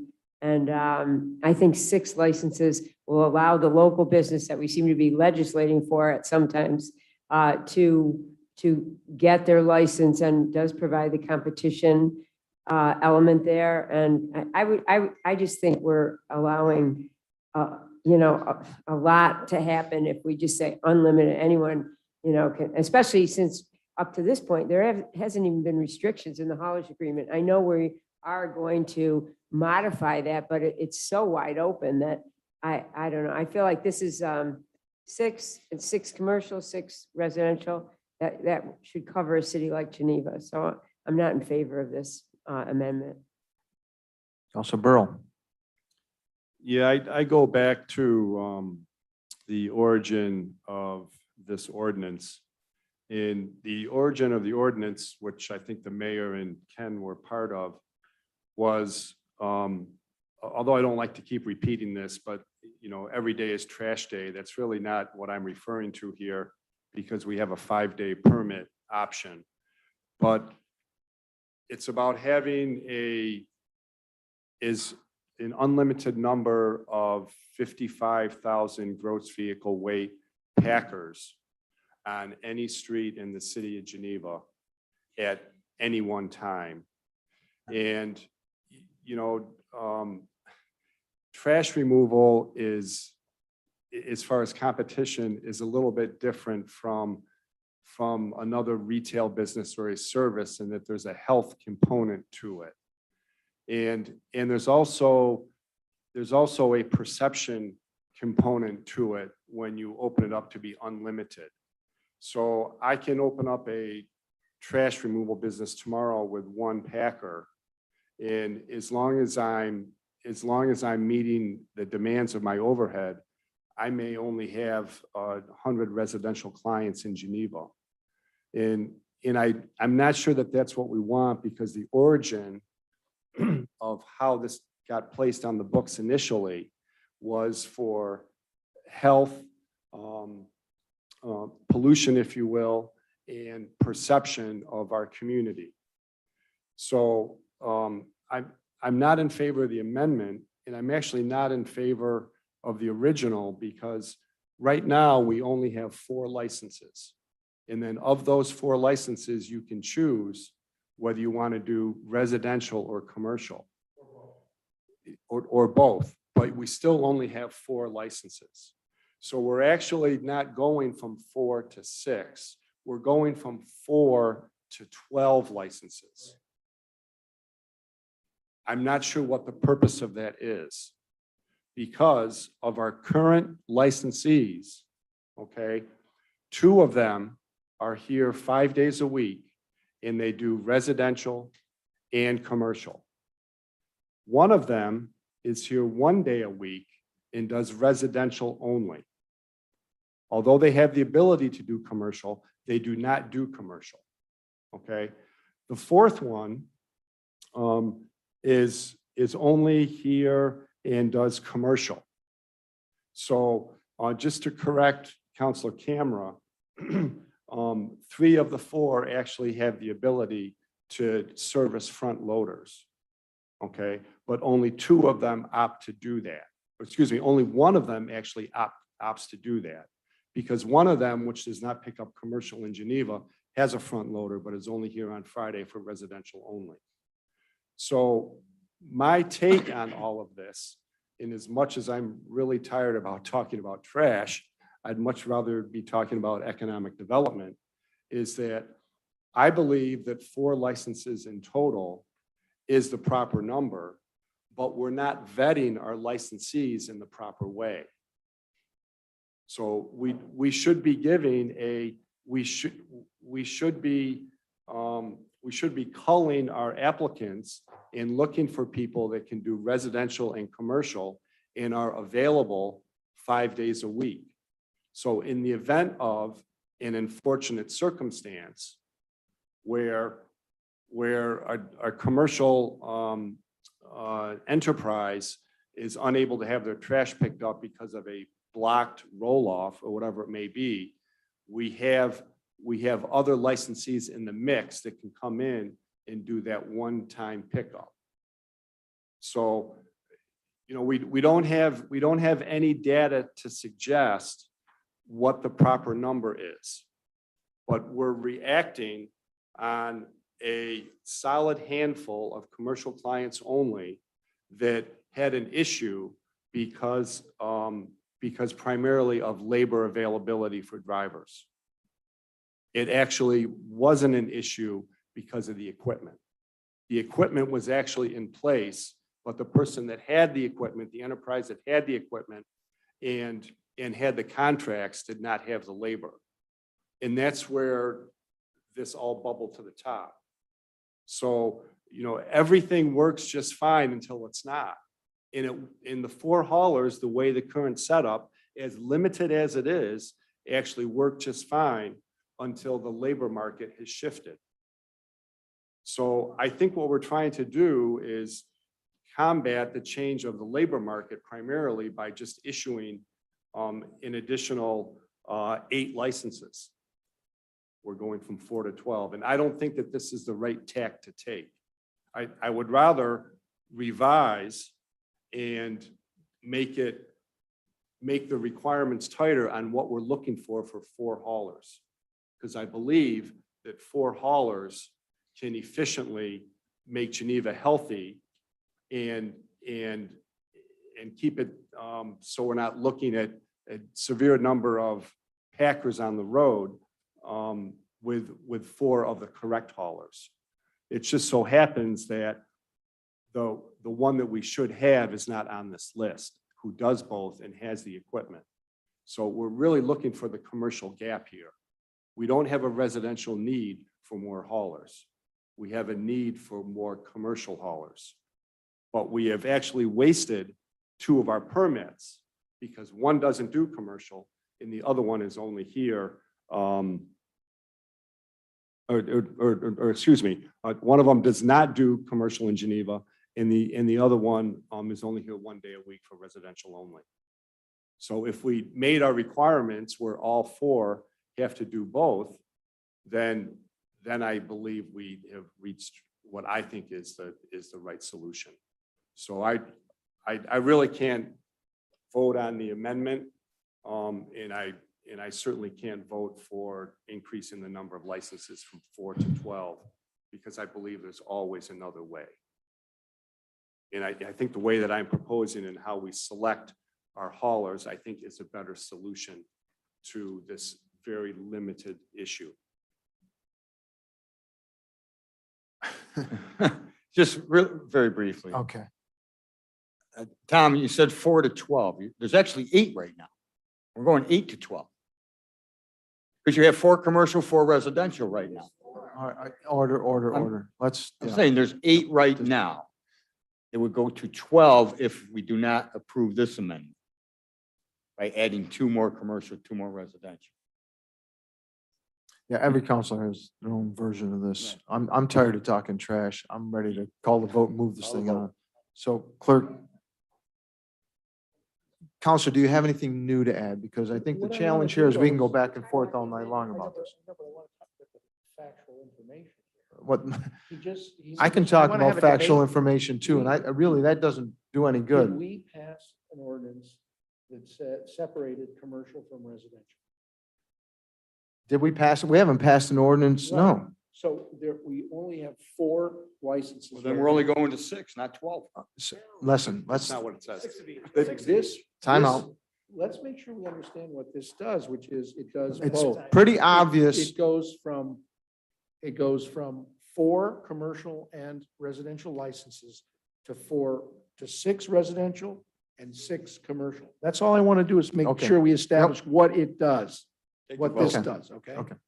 And then I have something else to say after this. This is on the amendment. And I'd love to call the roll. That's correct. That's on the table. Yes. I just want to add that the fee structure that we currently have in place, the fee is based on the days that you choose to Correct. pick up trash in the city of Geneva. The fee schedule is not based on whether you pick up residential or commercial. And the fee structure, That's simply your choice. There isn't a separate fee the fee for structure, residential and commercial.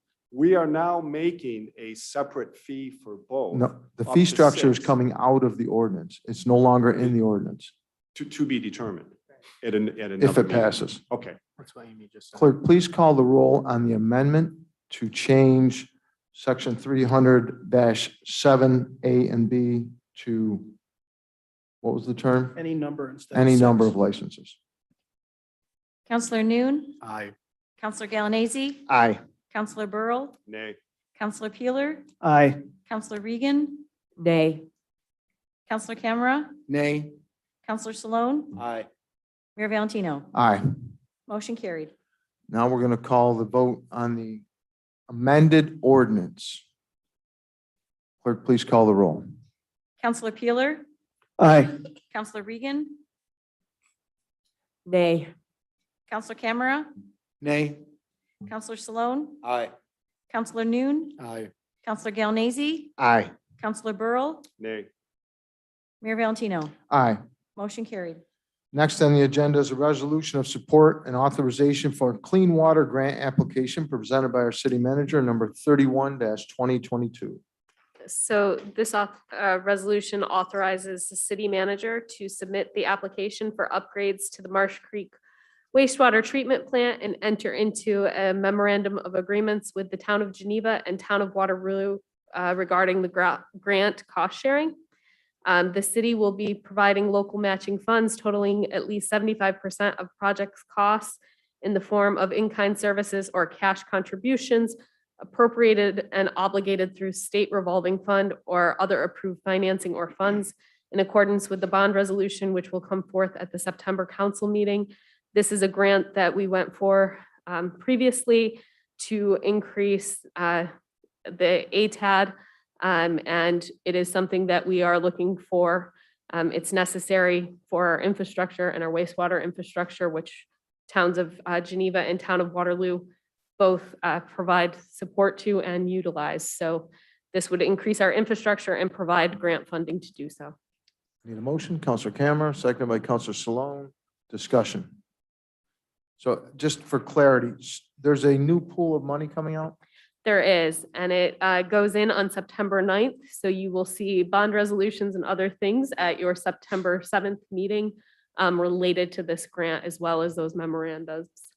And for another point of clarity, there's a lot of concern about our capacity for economic development. This is headed us in the right direction to increase our capacity for economic development. That's correct. Okay. Clerk, please call the roll. Counselor Camera, Aye. Counselor Salone, Aye. Counselor Noon, Aye. Counselor Galanese, Aye. Counselor Burrow, Aye. Counselor Peeler, Aye. Counselor Regan, Aye. Mayor Valentino. Aye. Motion carried.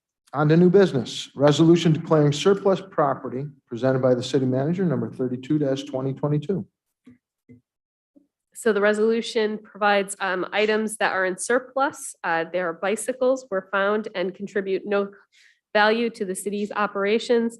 All of the bicycles will be donated to local charities in the city of Geneva, YMCA, Salvation Army, as well as other charities by the police department.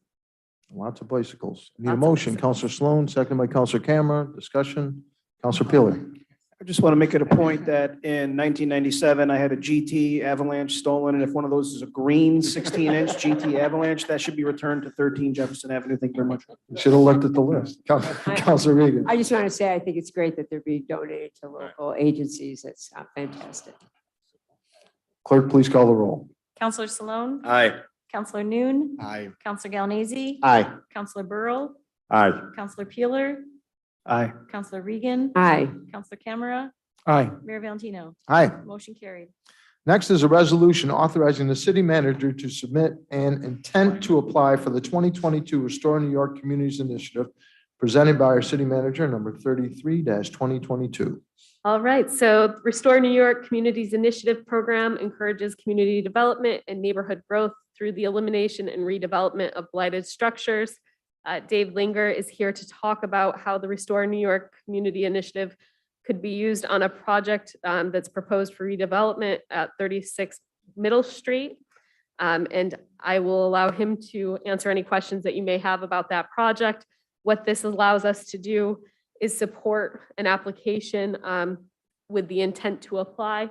If it is approved, there could be a small application fee that comes to the city of $500, but all other costs would be in partnership with that project, so it would not be a burden onto the city.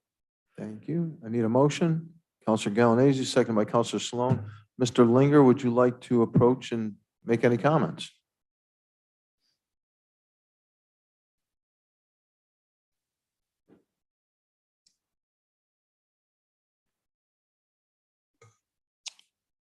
Thank you, everybody. Thanks for giving me an opportunity to speak up here.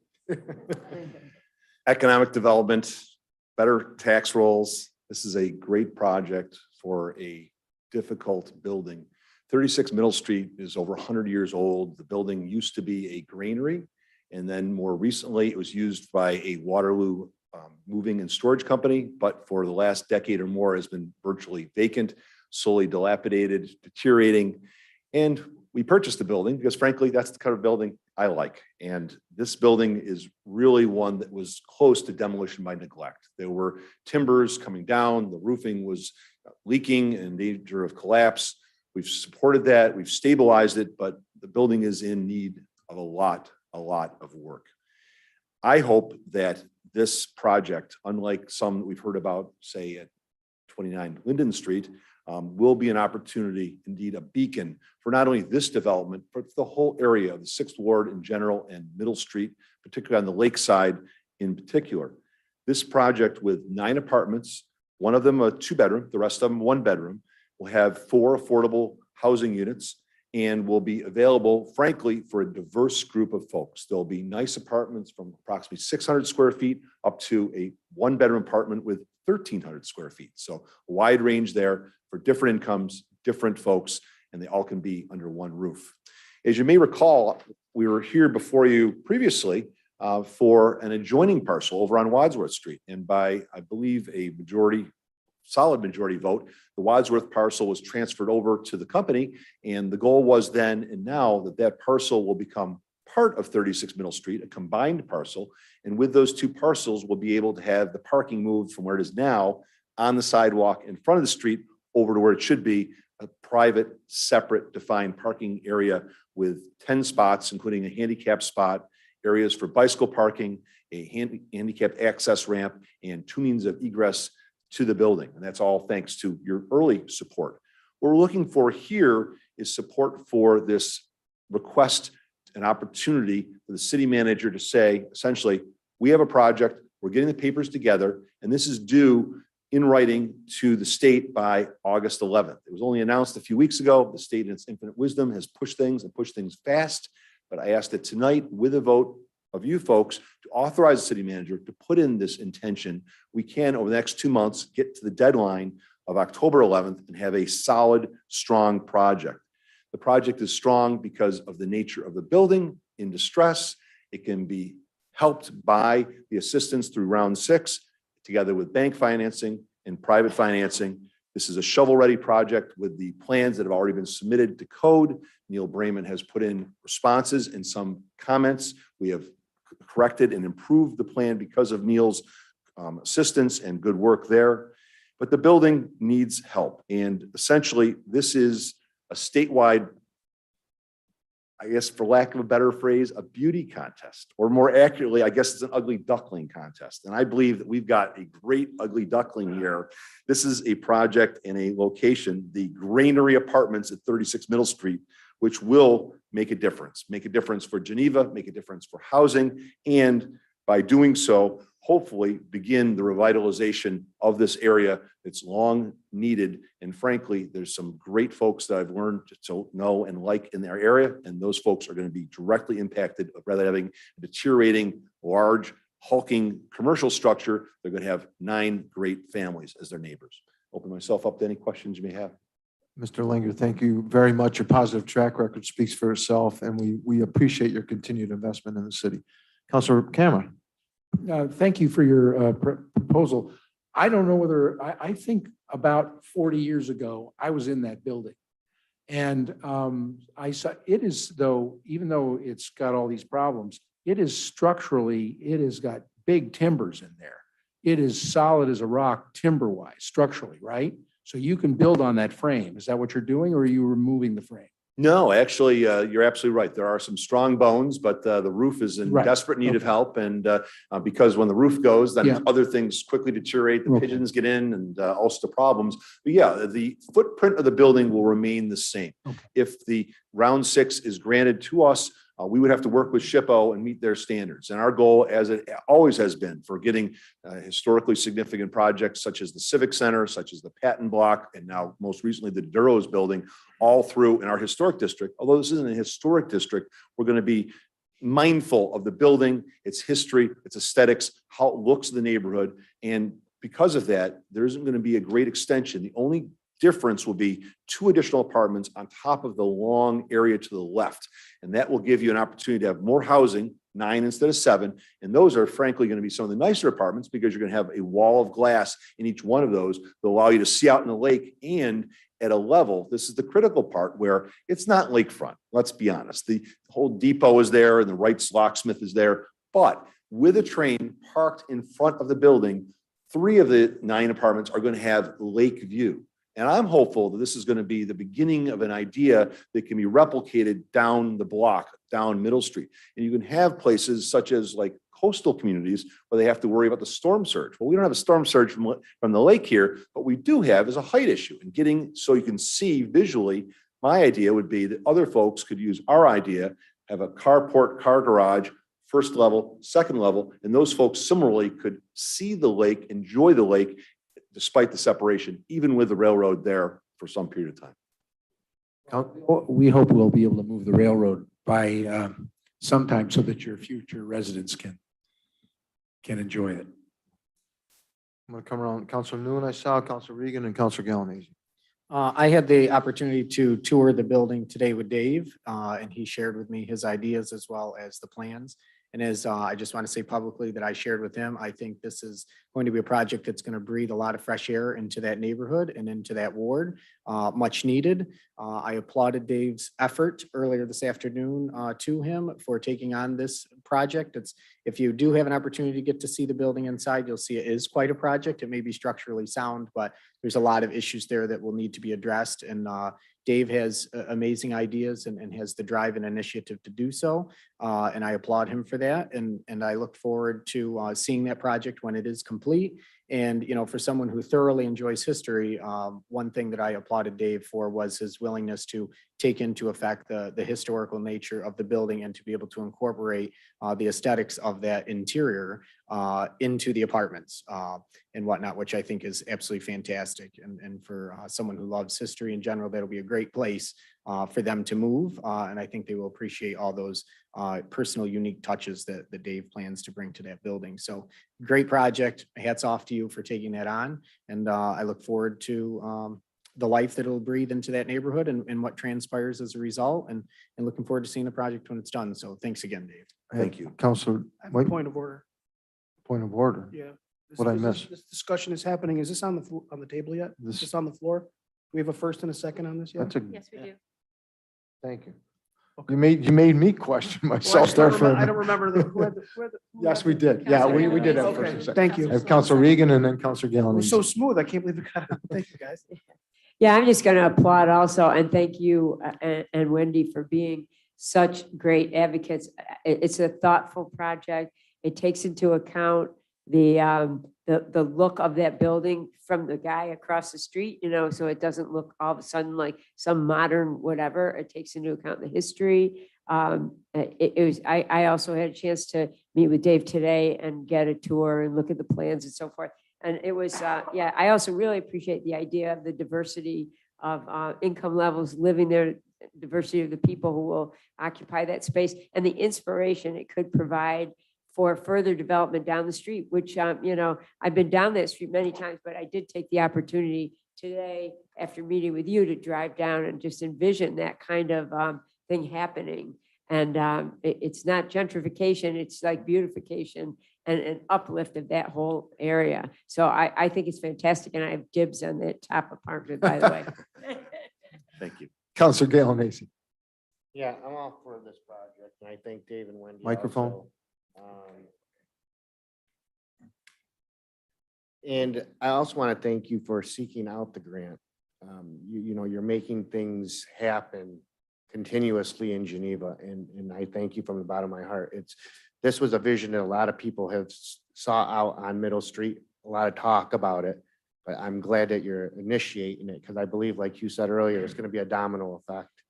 As we talked yesterday, you went into detail of your vision, and I have to agree with you, and it's going to be an enhancement to the whole neighborhood, and I think that it's going to really be a turning point for that area and for Geneva.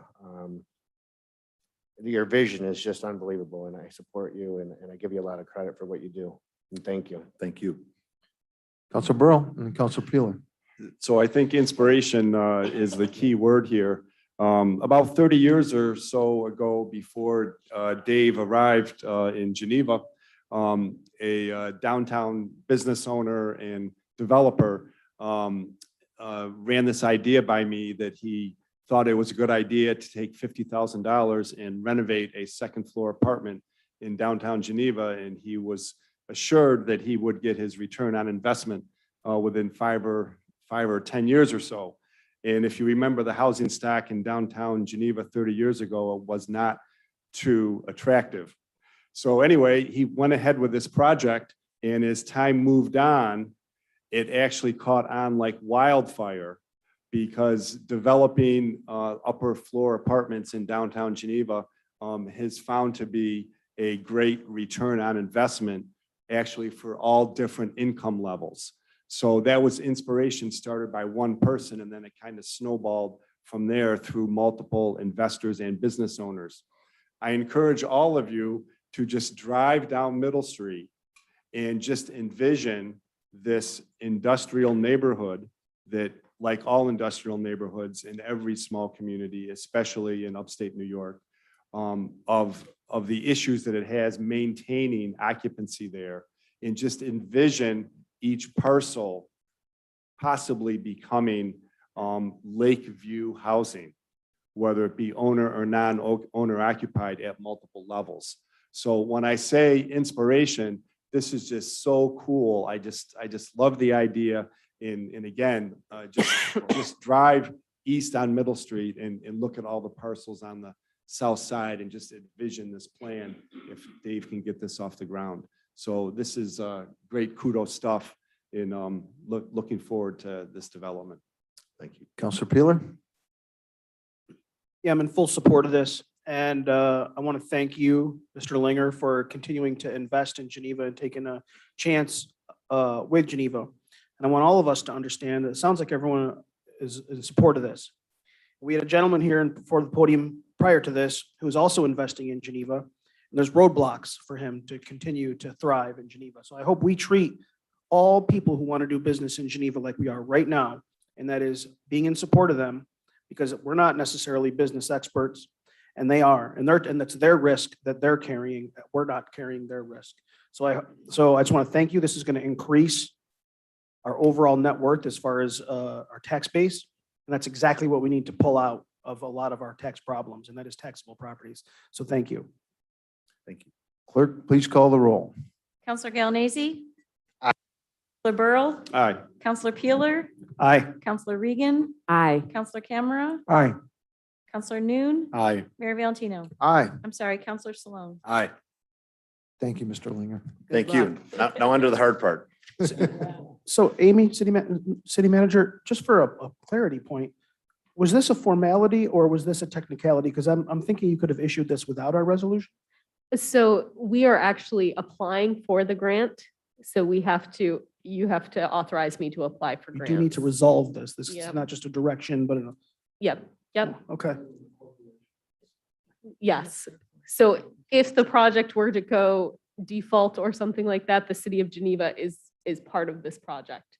While there is not finances going into it, you are giving me the resolution to provide that to this project. Very good. Thank you. Next is a resolution authorizing the agreement with HWS, Hobart Williams Smith, for the use of Mcdonough Park, presented by our city manager, number 34-2022.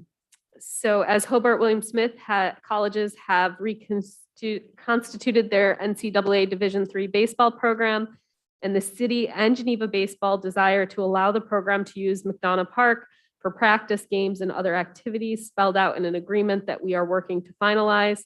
It's being developed cooperatively and collaboratively for the collective use of the park. And all three parties would agree to maintain that park. The colleges have agreed to provide the initial investments in all the improvements that would need to be made to enhance the park in order to bring the park to the college's NCAA standards. The agreement currently is being negotiated up to 10 years with release clauses within it, which will allow all three parties to undergo shared operations, maintenance of the park, and provide some contributions to the city for those maintenance from Hobart Williams Smith, as well as from Geneva Baseball, either in real dollars or with in-kind services, which Geneva Baseball currently does. Your motion? I'll make the motion. I'm gonna let that go to Counselor Salone and Counselor Cameron to second that. Discussion, Counselor Galanese. So I'm for this, but I also want to put into perspective what is really going on here. So we all know that that facility years ago was, I'm not going to say in shambles, It was. but it was. And Bob Orman stepped up to the plate. And now because HWS decided for enrollment reasons to bring back all the sports that it once had, is now asking us for them to be a partner with something that we have and something that somebody else has been running for the last, I don't know, 8 years, and I don't know how long his lease is for. And I really want Bob Orman to be part of the talks and the negotiations from here on out. Because it was the best interest for the city of Geneva and for the ball field, and that was the only purpose of his intentions. And it cannot be, HWS colors and just take over the facility. This is the city of Geneva's ball field. It's been run and operated by Bob Orman when it was in shambles. And I would like to make him, a big part of this deal. Now, I really know that we're going to benefit having HWS as a partner. It's going to enhance that. They have money, they have vision, they have resources, and it's going to be an enhancement, and I thank them for that. But this is something that needs to be done right, and the right people. Once again, what's fair for everybody. He's been there when we needed it, and he should continue to be there. So Thank he you. has been a part of the discussion from the beginning. And it's funny, you mentioned colors. All of that is part of the discussions on the agreement, is how those are done, who decides that, how it's all come together. And I will say all three organizations have really come to the table. The biggest delay has probably been making sure that we have all the legalities and liabilities covered within that. And so that's why you don't have a contract in front of you. But all three partners have really come to the table on this, so they're all involved. And to piggyback off of that, Mr. Salone has done a great job, and he is a counselor sitting here, and I'm not just blowing smoke up as you know what, but he should be part of this too, I am. because he knows things that no one else does. I was just gonna say that I've been in on these conversations with Bob and with Hobart. I've met their coach. We've Could you discussed get on the mic, different please? things. The one thing that I did stress to Hobart is there will not be artificial turf put into historic Mcdonough Park. And they agreed they're gonna try to resod the infield this year, work on the outfield next year, but it's gonna remain natural. And that's my biggest concern. Great, thank you. Council Peeler. I think I got what I needed from Counselor Sloan. I just wanted to cross-reference that the decision-making process includes not just the executive stakeholders from Hobart and the city of Geneva, but also the people that are running the ballpark. So I was kind of looking for your ordaining this process. I will say too, Bill, that this year, for the 6th year in a row, Mcdonough Park was voted the best playing field in the PGCBL. You know I love baseball, man, so I want to, and I know you do too, so I just want to make sure this is done right. All right, I grew up right there. All right, I'm a Lyceum Street kid. Council Burrow. I just want to make sure I understood Amy correctly. So the improvements that the NCAA requires of the school, that's going to be divided 3 ways? No, so the improvements that are required to meet the NCAA standards will be completely on Hobart William Smith to complete. If there is maintenance, things that we're already doing, then all 3 parties would come forward and work on those. Similar to what we have now in the agreement with Geneva Baseball, we work on those together. There's a shared cooperation. This allows Hobart William Smith to be a part of that. So there's not an additional expense to operating cost to the taxpayer, which is all well and No. good. But just, excuse me, just out of curiosity, what does the NCAA require that McDonough currently doesn't have? It's an update of the clubhouse facilities mainly. They have to have so many showers. The laundry room has to be updated with machines that sanitize at the same time as washing. And the visitors clubhouse needs to be updated. Those are the immediate concerns. And then the field. what Then the you are- field will be brought up to, we use a 12-inch mound, or I'm sorry, we use a 10-inch mound. NCAA is 12.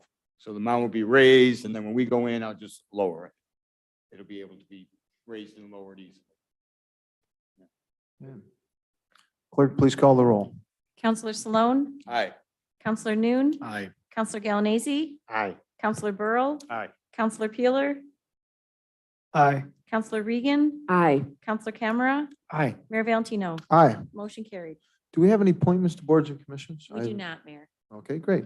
Motion to adjourn. Counselor Galanese, seconded by Counselor New. Public comment or is that? Nobody's Okay. signed up. Okay. Yep. So I have Counselor Galanese made a motion, Counselor Newton seconded it. All in favor? Aye. Any opposed?